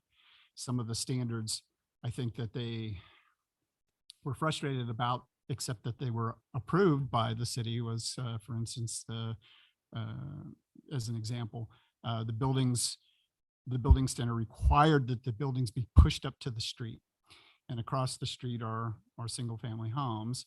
And so we wanted to pull the buildings back and put the parking near the street to kind of create a buffer so that these taller buildings were further away from the homes. But we couldn't do that because the standard in that community said, no, you have to push your buildings up to the street and put your parking in the back, because the design standard concept, I guess, was that that community did not want to see cars, wanted to see buildings. But it's kind of a give and take, because you have the taller buildings. And so there's the opportunity for, I guess, people on higher levels to look at people at lower levels, across the street. That could have been mitigated if we could have pushed the buildings back from the street. So that's it. So I guess you have this opportunity now to set you're able to set design standards now so that you can avoid issues like that, or other things that you have found in your experiences that you'd want to mitigate on a project. I think we at Palm, we build a high quality project where it's well managed. And I think, these are two really important elements, is that you have a good design and you have good management. If one of those two is lacking, there is always the potential for a problem down the line. So we try to mitigate that by doing both. And I think we're very successful at that. And if you maintain, I guess the third leg of that is maintaining it. So you have to have good management, making sure that your residents are doing are following the rules that are laid out for them. And our rules, our house rules, are about 30 pages long. The lease is only 4. But if they violate any of the rules, then they're in a violation of the lease and can be asked to leave. So good management, good design, and then maintaining the properties really makes a difference, I think, long term, for being good neighbors, as well as being compatible with your neighborhood. But there is that opportunity to get that public input. But again, I'm not sure, as Mr. Leonard said, that people aren't going to come away less than satisfied with that if the regulations are being followed. And in our case, we had followed those the rules or the design standards that were provided to us. Ironically, one of the architecture, they only allowed 4 architectural styles, and one of them is a style that is completely unseen in the community. But it was the one that we selected because we could build it more efficiently than some of the other styles. and that didn't sit well with the residents, but yet it was the city council that had approved those standards and allowed that architectural style. So it's, I'm just sharing with you some, a very recent experience. This only happened last Oh, month. that's great, yeah. What city was that? The city of Wildomar. So, so is there, I'm sorry, that was. I was hearing a voice from up above. Sure. Sorry, I didn't see your face. So, I mean, if, I mean, and you've done a great job on that existing the facility that you guys have. It's a great example of how it's done right. Right. So why, in your opinion, why would these help or hinder? It sounds like in the city of Wildomar, it almost kind of hindered. It kind of tied your hand having those standards that you couldn't change. Now, if you wanted to, I guess in that situation, if you wanted to change that and set the buildings back, would that then just simply be out of standard, and then you just have to go through the public process, and then that would subject you to CEQA? Is that, I mean, what is the, from your opinion, what's the big benefit of this? So the benefit for us was to try to get a clear set of rules that if you lay out your list of things you want or require that the development has, then it's much easier for us to plan for that and to estimate what costs are going to be for that. It creates that certainty that was mentioned earlier in the conversation. Our industry, the lead time sometimes from the concept to when we're actually building can be several years long, and prices can, construction prices can change, material prices can change. And so it's important if we know exactly what we need to do, and that we have some certainty or a high degree of certainty that what we're going to propose is going to be approved, then we can estimate what costs are going to be over a longer period of time. So that's kind of important to us.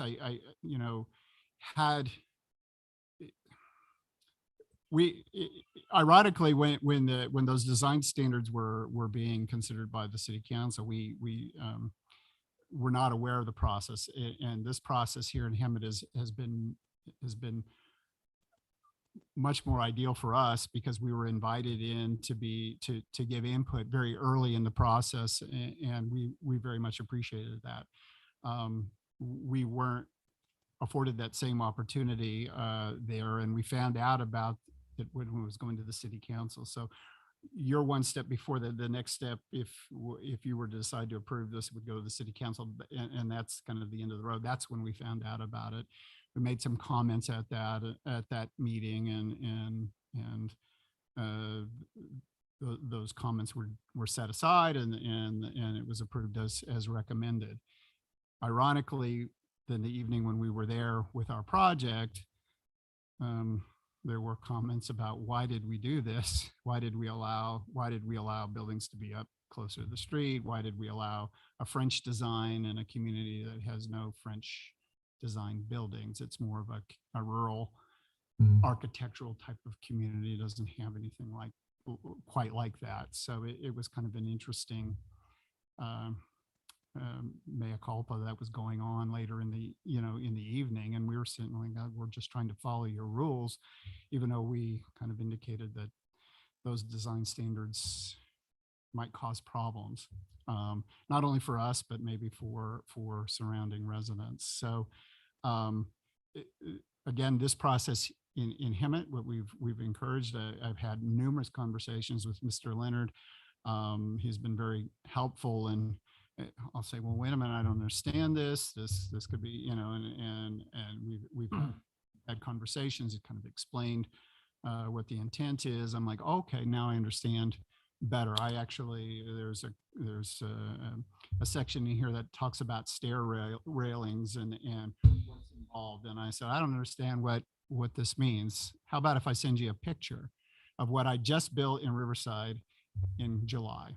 Sure, do that. So I sent him 6 pictures. He sent it back. He says, yeah, this seems to be what would meet what the standards, are for what we're recommending to the planning commission tonight. So it's like, okay, I feel better. So again, it's getting back to that knowing some certainty and understanding what it is that this community wants. Again, we only build affordable housing. I can't address what the population that you've been talking about. We don't house that population as a standard. I suppose there could be people who are our residents that meet that criteria, i.e. they had been previously incarcerated, or in some cases we do house special needs populations. We have about 196 units out of 2,000 that are special needs, and these are people who are diagnosed with a mental illness. That mental illness can include addiction, and so they're working on those addictions. So are they sober living? Sure, but is it a sober living facility? No, it's not. Another thing that was mentioned, I think that Laura had mentioned, was transitional supportive housing. And transitional in my understanding of that is I don't know if it's a legal term, but it's usually a short-term housing stay. So somebody's staying there from 6 to 24 months, and then they're moving on. They're working a program, and then they're moving to some other type of permanent housing. That's all. We only offer permanent housing, and in some cases where we're working with special needs populations, it's called permanent supportive housing. So that's their home. They're not going to be kicked out after 6 months or 12 months or 24 months unless they don't follow the rules. And the rules are the same for everybody at our properties, but they are getting services on site. And then they also get services from in all of our cases, we partner with the counties. We partner with Riverside County on 5 projects, San Bernardino County, and some counties up in the Northern California. So they're getting services from them. So they're not just kind of out on their own. But yeah, they're special needs populations. At this time, we're not planning to do a special needs population at State and Menlo.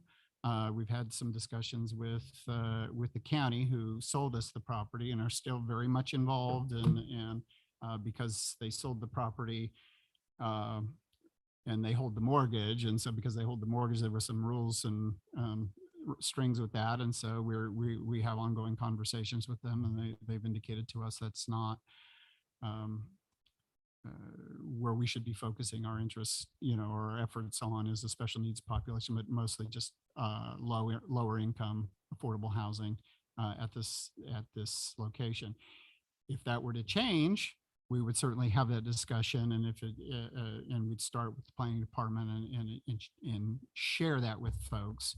And typically also, and I'm just speaking for Palm communities now, I know you can't require, it's not a requirement in your standards, but we always have public meetings. And in fact, we've met with your council members, it's getting to be about 18 months now, because we've been kind of in this process for a while.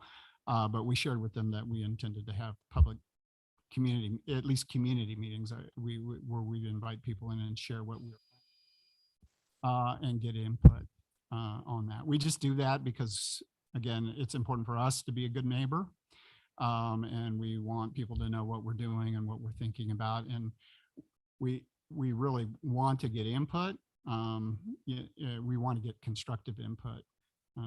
Sometimes we get that, sometimes we get less than constructive input from that, but at least we're out there trying to share what it is. So I don't know about anybody else. I can only tell you what we do.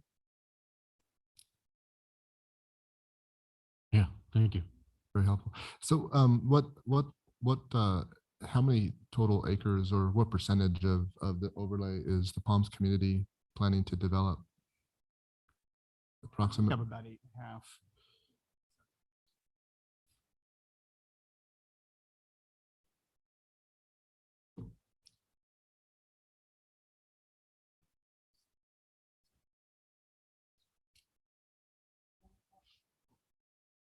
So we're this square except for that and that.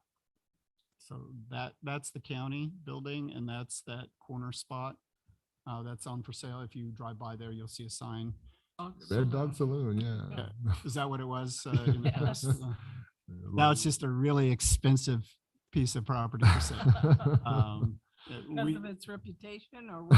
I 'Cause don't it's a corner know. lot. Maybe because of its reputation that they think it's worth a lot of money. It's worth more than is economically feasible for our project. We approached them and we're not going to be able to reach it would be nice because then we could finish off that whole block. I did want to add one thing about density, and I know I know you have RENA numbers and they're large numbers. And when I worked at the city of Moreno Valley, I got to go with a council member into LA to meet with SCAG over the RENA numbers in the early 2000s, and that was a very frustrating experience for him as a council member and me to have to try to support his position with data. But I know that the goal here is to change that zoning to allow 30 units to the acre. In reality, for us to get to 30 units to acre is pretty hard, and we don't even really try. I think we'll probably end up with somewhere, as Dave said, somewhere between 19 and 22 units per acre. Reasons that drive that are your design standards. I mean, and there are setback requirements, there are parking requirements, there are height requirements. If we wanted to get to 30 units to the acre, we'd probably have to do subterranean parking, which makes no sense at all. It's very expensive. It usually costs about $25,000 a parking stall to build something underground. We're affordable housing project. I couldn't get the funds to do that. So typically the design standards and our own and to meet our own economics for our buildings and let you know, we are planning to build a 3-story walk up with buildings that are about 24 units. There'll be 24 units in each building, 3 or 4 buildings per phase. That's kind of what we build. We're able to park that, and that's like I said, about 19 to 22 units per acre is about what we can make it work at. So we're really never going to be able to push you that even, I mean, I appreciate it, but we're not going to really need the extra density at that particular site. How do you, when you say you can't make it work, what do you pencil these? So we're limited by what there's 2 state kind of metrics for rents. One is the tax credit allocation committee, which we get a sizable amount of our funding from, or well, actually they provide us with credits that we turn around and sell to an investor, but they limit what we can do and what we can charge rent for. The other one is HCD, Housing and Community Development Department. And their rents come into play if funding sources fall under their jurisdiction. In the case of the site at State and Menlo, because that property was bought by the county with low mod redevelopment funds, it falls under the HCD rules. And so we have to go with whoever's the lowest. With all the funding sources, it's always the lowest common denominator as it relates to rents.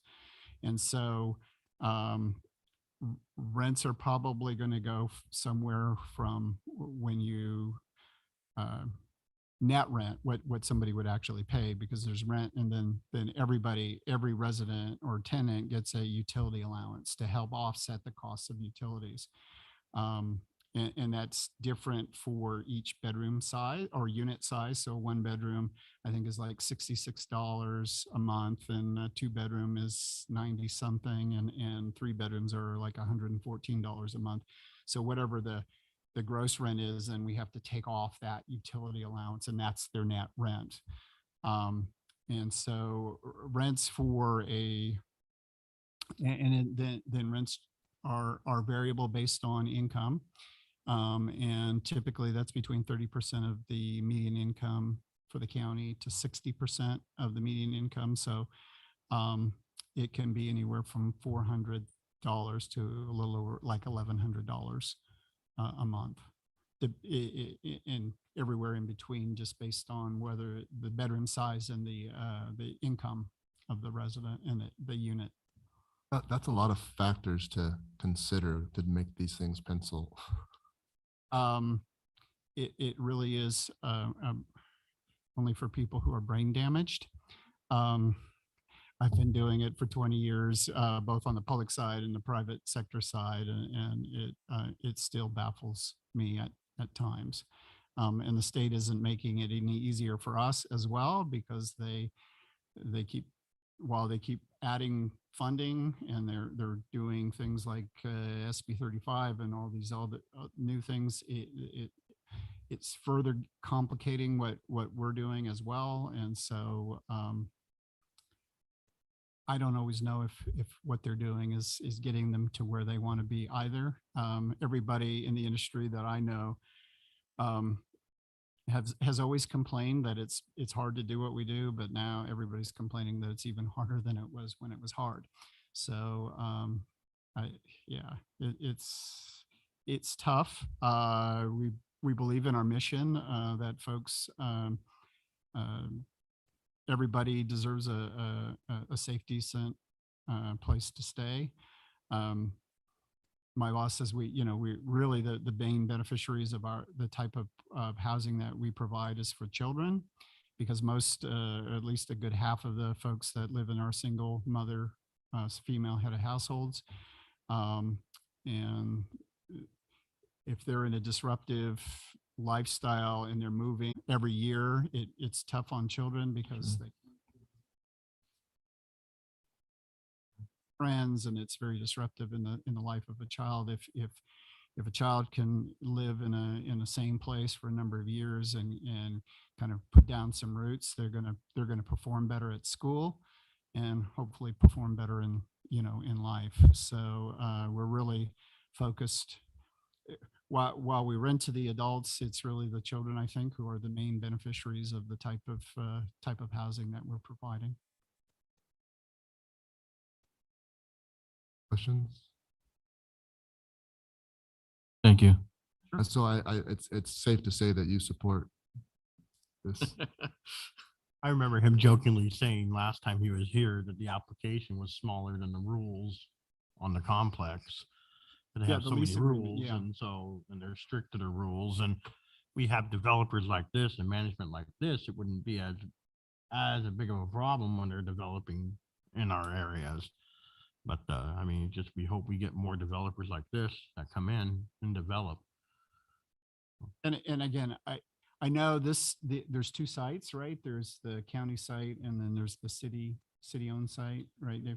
Yeah, where I know a lot of this focus has been on the you've designated sites. And I know we worked in the city of Harupa Valley, and the county had bought some sites, and the city even went through the process of the zone change there on the site, saying, this is where we want housing. I know that you get into these public meetings sometimes, and you have folks that come in and say, we love what you do, we just don't want you to do it here. Well, in that community, and you're doing it as well, you're saying, here is where we want it, right? And so we're here with you saying, okay, if this is where you want it, let us do it, and we'll do a great job for you and do that. So I appreciate the efforts of the community that you're doing your planning up front and saying, yes, this is where it's been identified as a good place for this type of housing. and maybe in other areas, it maybe you have some more control. I don't know if you don't have the zoning for this in other places, then a lot of what we do would be difficult to do, and it would be we'd be in front of you in a more traditional fashion, kind of going, hey, we need a zone change. We typically don't do that because we have already identified or figured that the community has already identified that this area is zoned for that reason, and let's not go in there and ask them to change it because you've already thought about it, and that's why you've designated an area for a zone that's not appropriate for multifamily housing. But in these cases, that seems to be the direction that.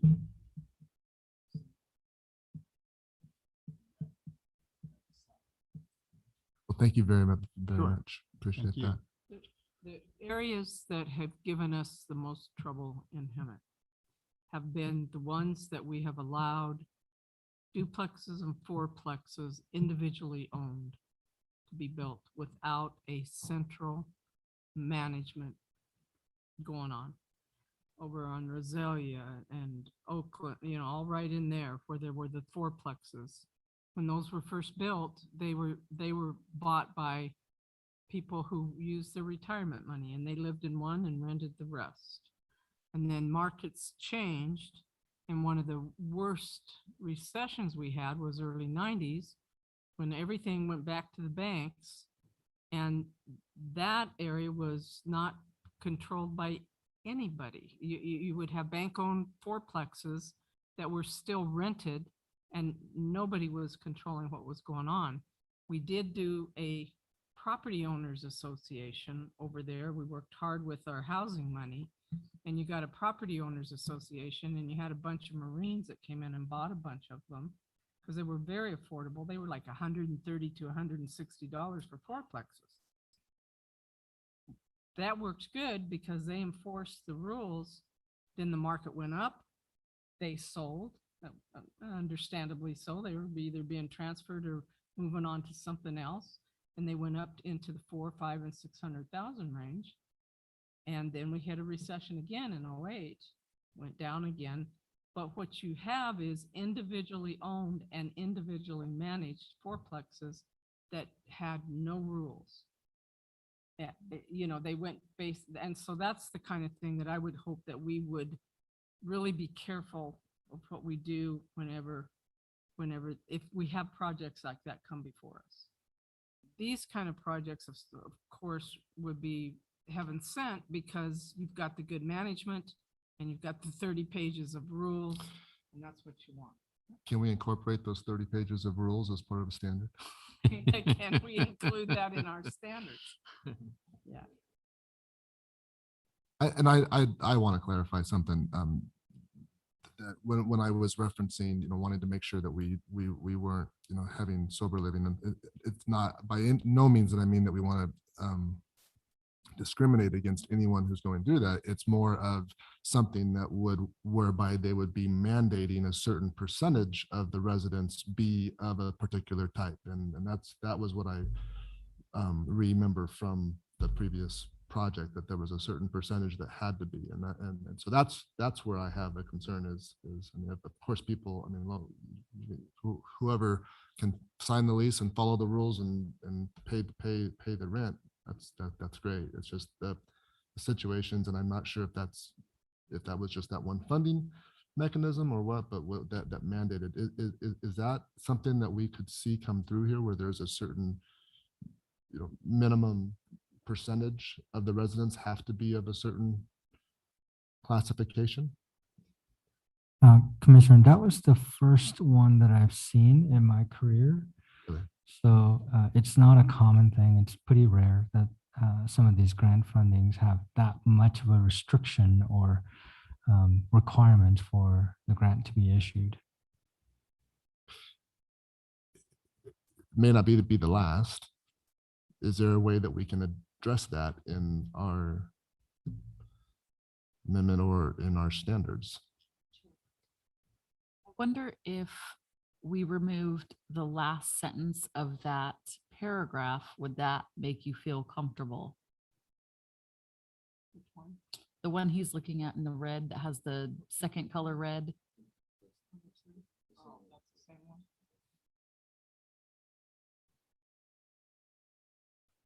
Or is that not what?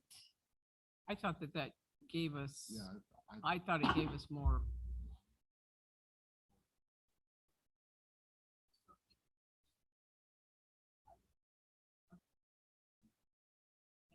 Recommended for planning commission review and approval if determined by the director to have potential to cause special community impacts. Or unusual effects. Let me go to that real quick. Was there any other public comments or e-comments?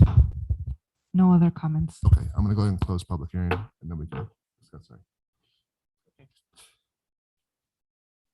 So thoughts, I mean, I don't know if there's a clear path forward. Yeah, I Commissioner think, Hill, you got thoughts? yeah, I think you're running into a legal buzzsaw with your silver Yeah, percentage number in the wording. right. Yeah, no, and I'm not necessarily suggesting that we establish a percentage. It was just that one project, the only project that you've seen in your career that came in and said, I think this is, I'm not sure if you recall that or if this was B for the time of that you guys Before were my here. time. Yeah, but it was where the funding specified that they had to have, I forget exactly what, it was like 50% had to be classified as parolees, or like a halfway house. It was, kind of a thing. So that was one that Stuck to you? stuck to me. And through this process, though, we were able to address it. And so that's where I have a little concern. But I'm interested in any additional thoughts, concerns, suggestions. No. Mr. Chairman, if I may, this is Laura Stetson again. Sure. Two clarifications that we would ask for from the commission, or actually ones that wouldn't come, and I would look to the city attorney and HP to clarify this, is that the parolee houses are regulated differently, and so we don't need to worry about those as part of the ODD objective design standards.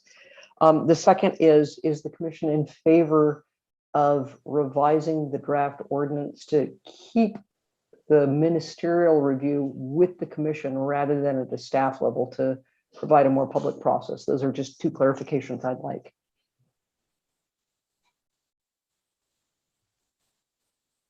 In regards to the second, so does the commission want to have that all these projects come here just for review and open up public? I think that point that they made regarding you open up public comment, but you sit there and say, those are great ideas, but sorry, we can't do anything about it, is Serves no purpose. almost giving them a false sense of input. Right.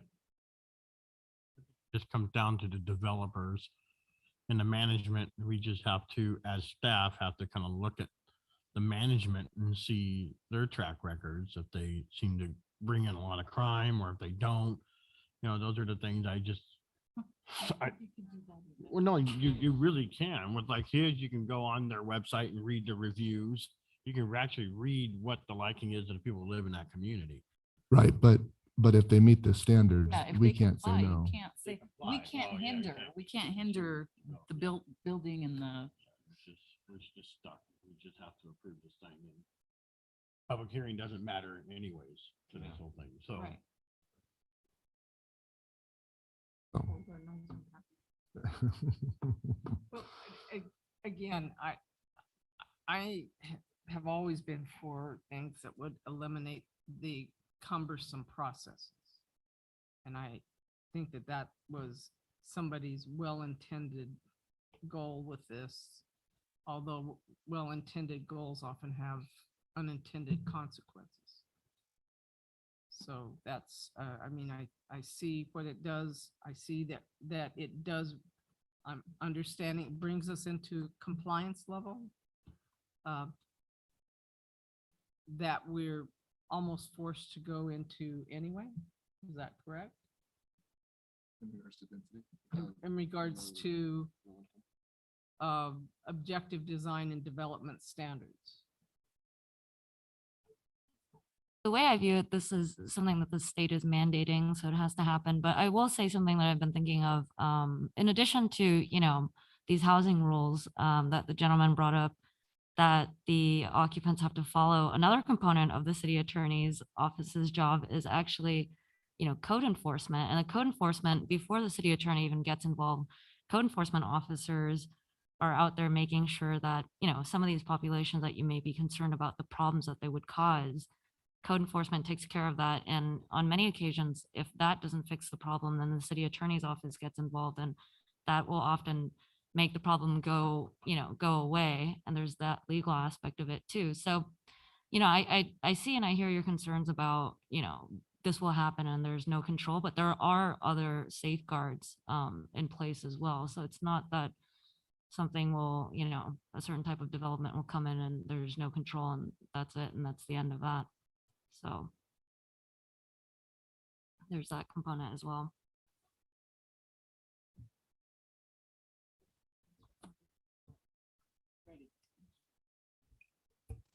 It is respectfully recommended that the Planning Commission adopt Planning Commission resolution finding that the project is categorically exempt from CEQA and forward a recommendation to City Council to approve an ordinance establishing zoning ordinance amendment number 21-003 based on the findings outlined therein. We have a second? Second. Second. All right.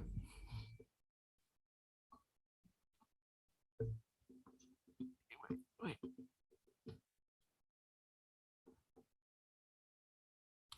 The motion carries 4-1. Thank you for the presentation and the discussion. That was lively, wasn't it? Yeah. Lively. Okay, moving on. Work study items. Item 7A, building height amendment and exceptions for manufacturing zones. HP? Sure, I will present from the podium.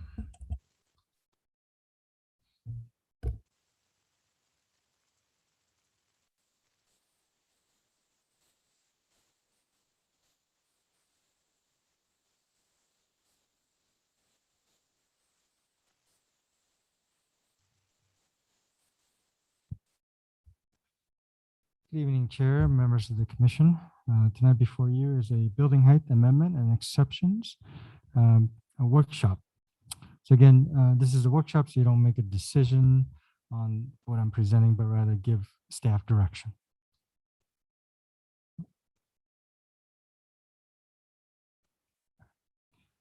So the project is to discuss a discussion of maximum building height in commercial manufacturing zone to allow the height to be increased to 55 feet from 35 feet. The reviewing authority may authorize a 10% increase in maximum height for structures with 100 feet setback from residential use or zone. So those are two parts that we'll be discussing.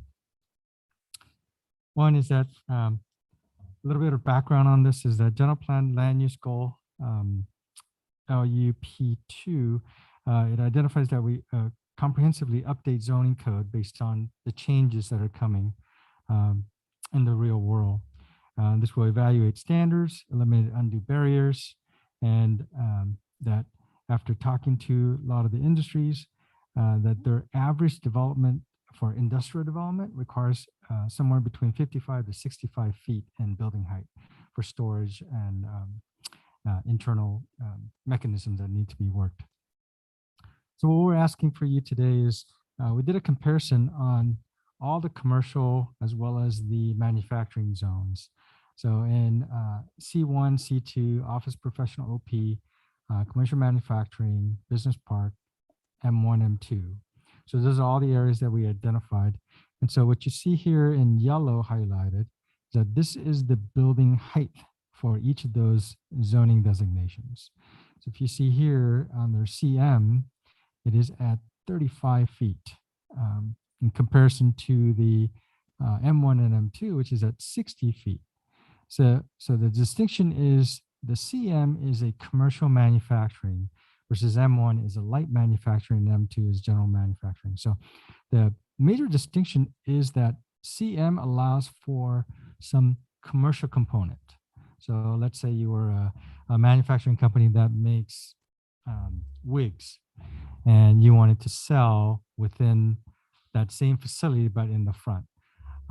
That would be falling under the CM zone. You guys all seen Skechers warehouse along 60 freeway. They have actual store fronts that you can purchase, as well as storage, as well as manufacturing. So that would be kind of a similar use mix of commercial and manufacturing.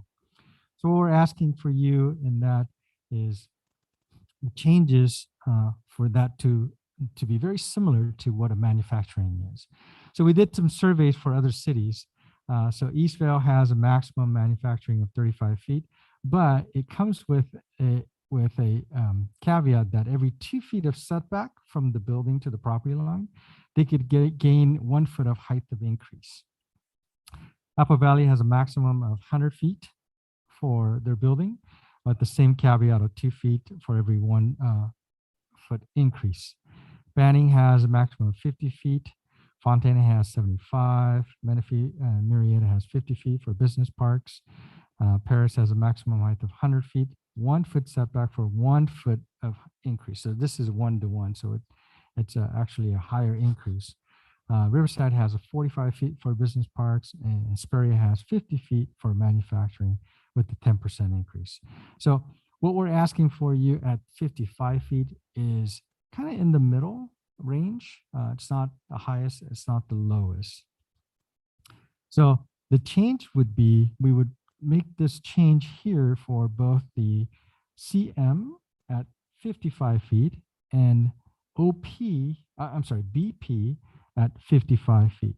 So this went from a 50 to 55. This went from a 35 to 55.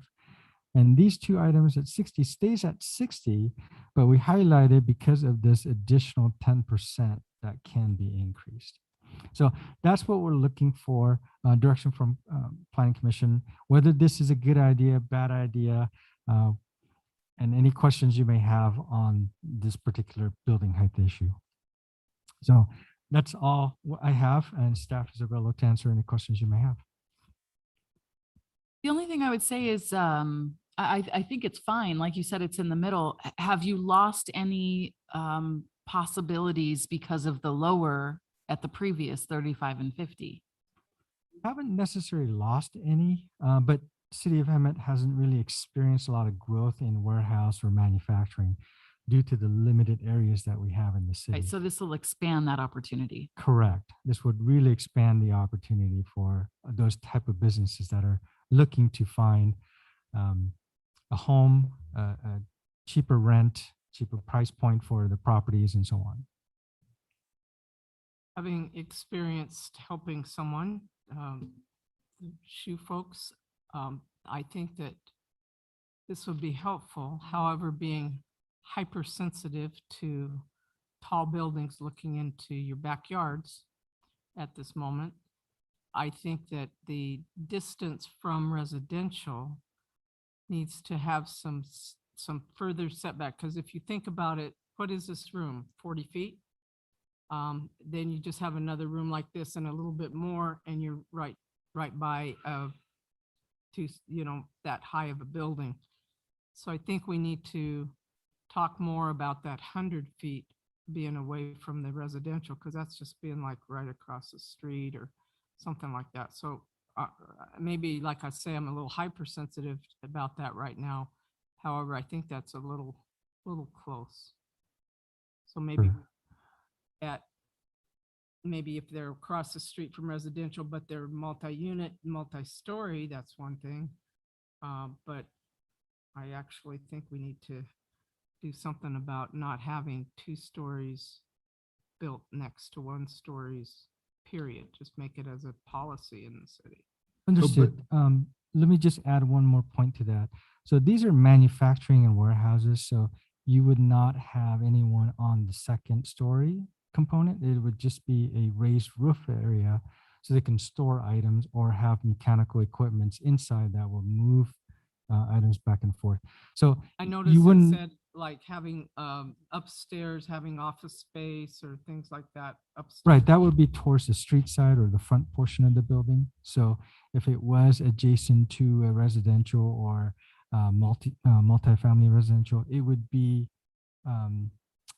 it wouldn't have the offices facing those buildings, but rather along the street side.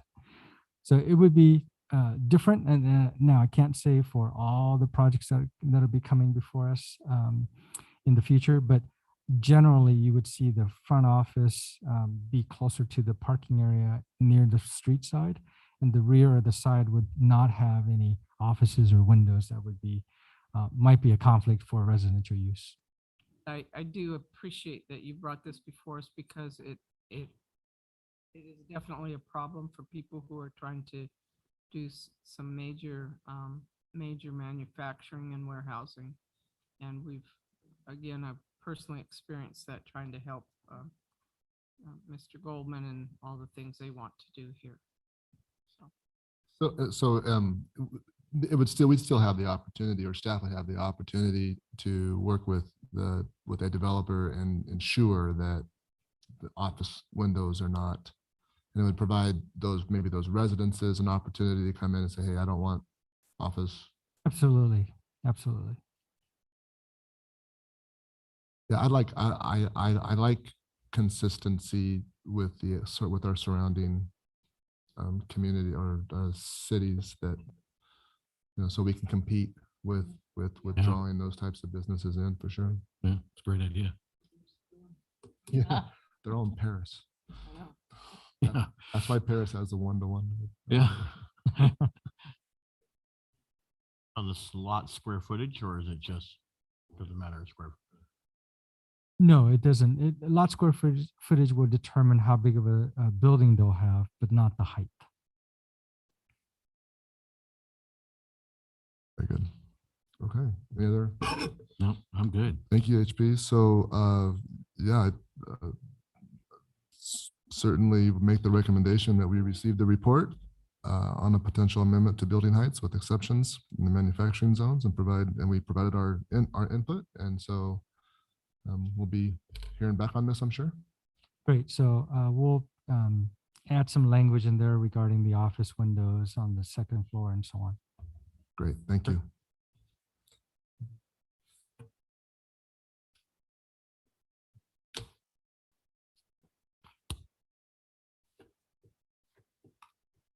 Item 8, city attorney reports.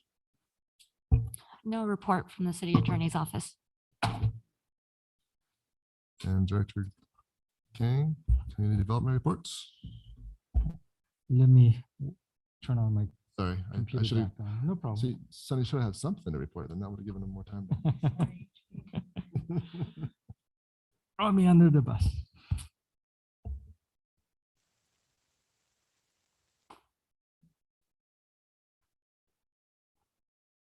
I have a couple items for you.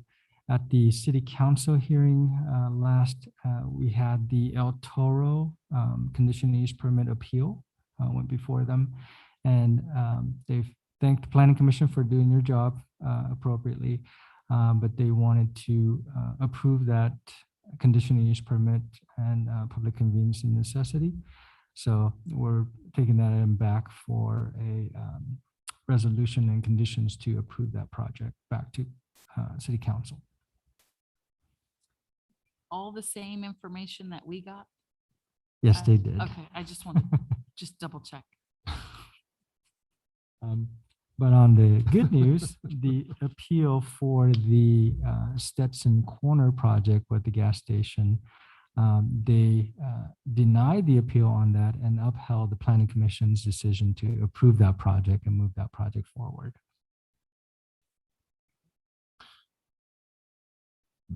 That's one that could have benefited from the standards and the exemption from CEQA.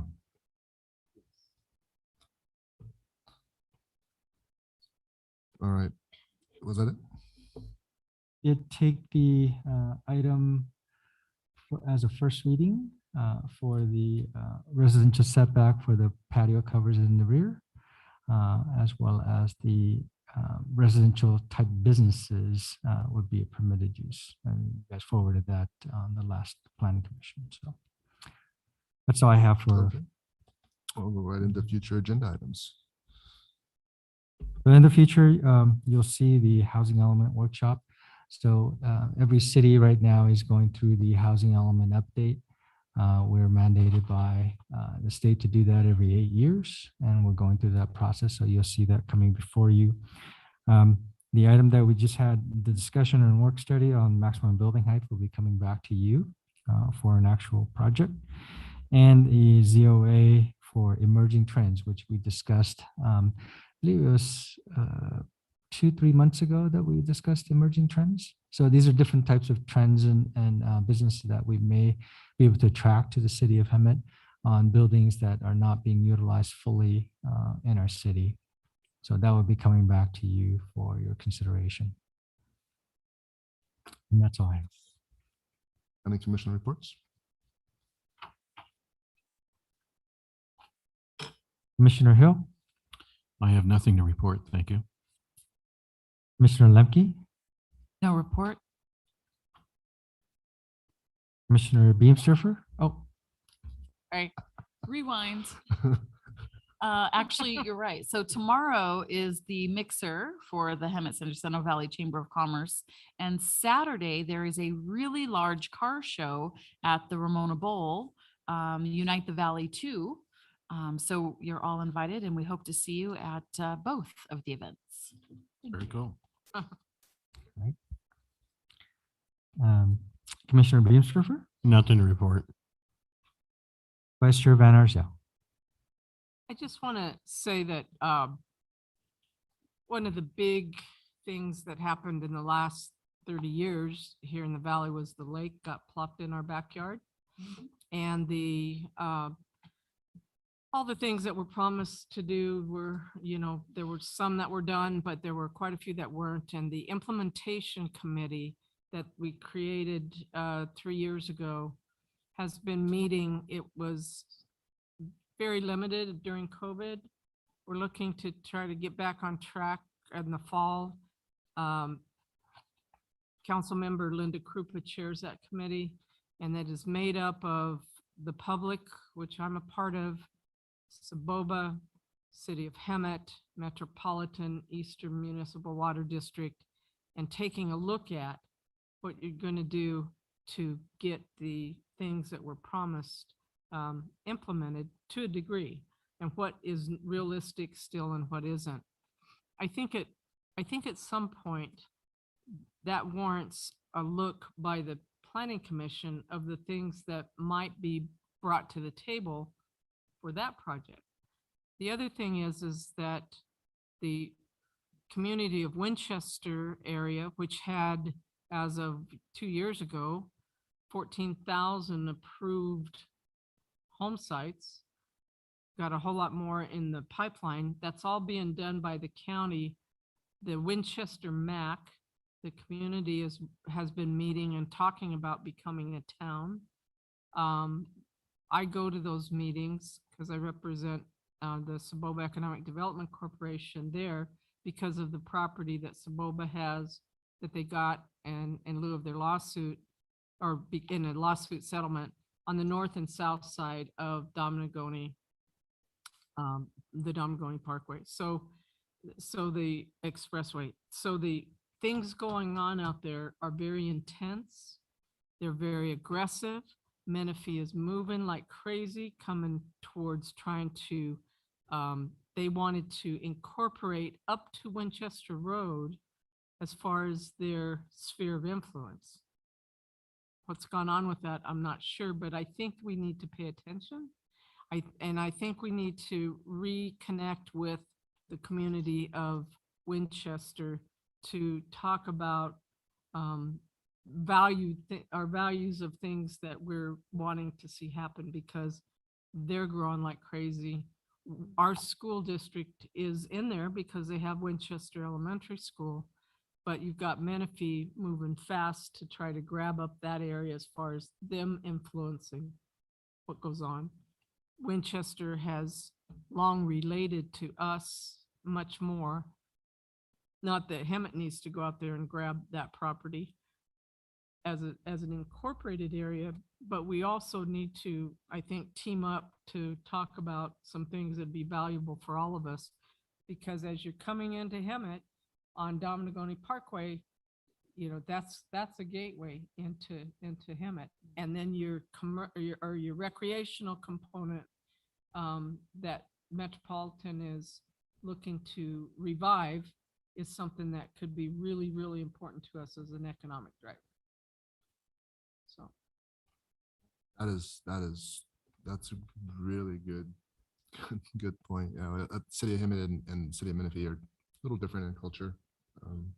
Yeah, Winchester is definitely more historically aligned with us. And they have not been in favor of Menifee taking up that as a sphere of influence. So just some dynamics going on out there that I think we all ought to be aware of. So where would that How can we support that? I think, and I will let you know, because the MAC, as far as I know, hadn't started, and I've got to double check with Andy Dominagoni, but hadn't started their meetings again.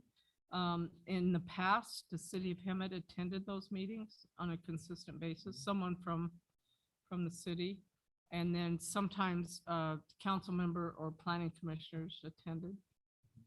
Like I say, I will be going because I have been going for another purpose, but be happy to bring you back information. But I'll let you know when that's going on so you could come out and visit. On that, we were going to have Brown Act training, because a perfect example of something like this, if we all wanted to support, well, only 2 of us could go. So, you know, that's one of how many rules that we're supposed to follow. And I heard someone, and it was a chamber event, but I heard someone talking about Brown Act stuff on social media. And, you know, I would like to remind to go over that stuff again. Yeah.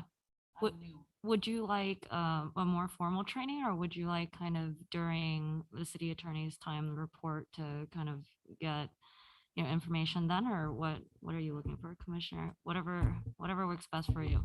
It's good.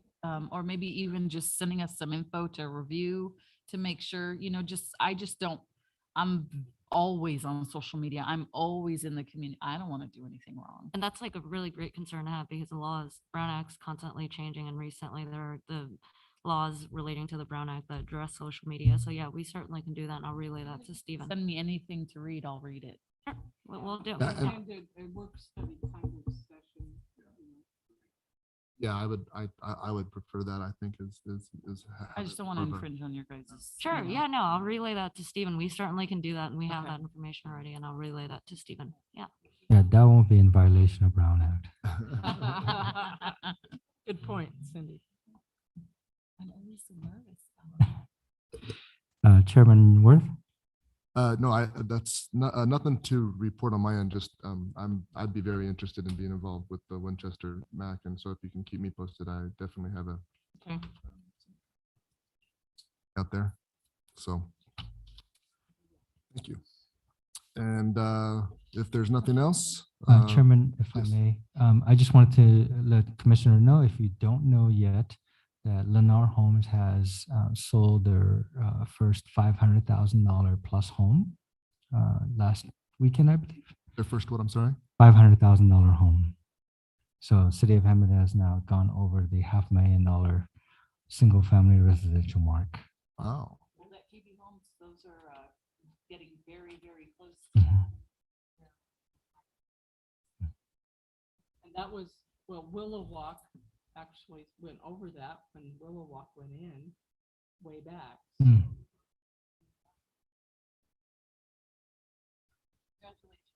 No, to you guys. Yeah. And actually, one other comment. I really appreciate your ringtone. It's perfect. Yeah, right. So if there's nothing more,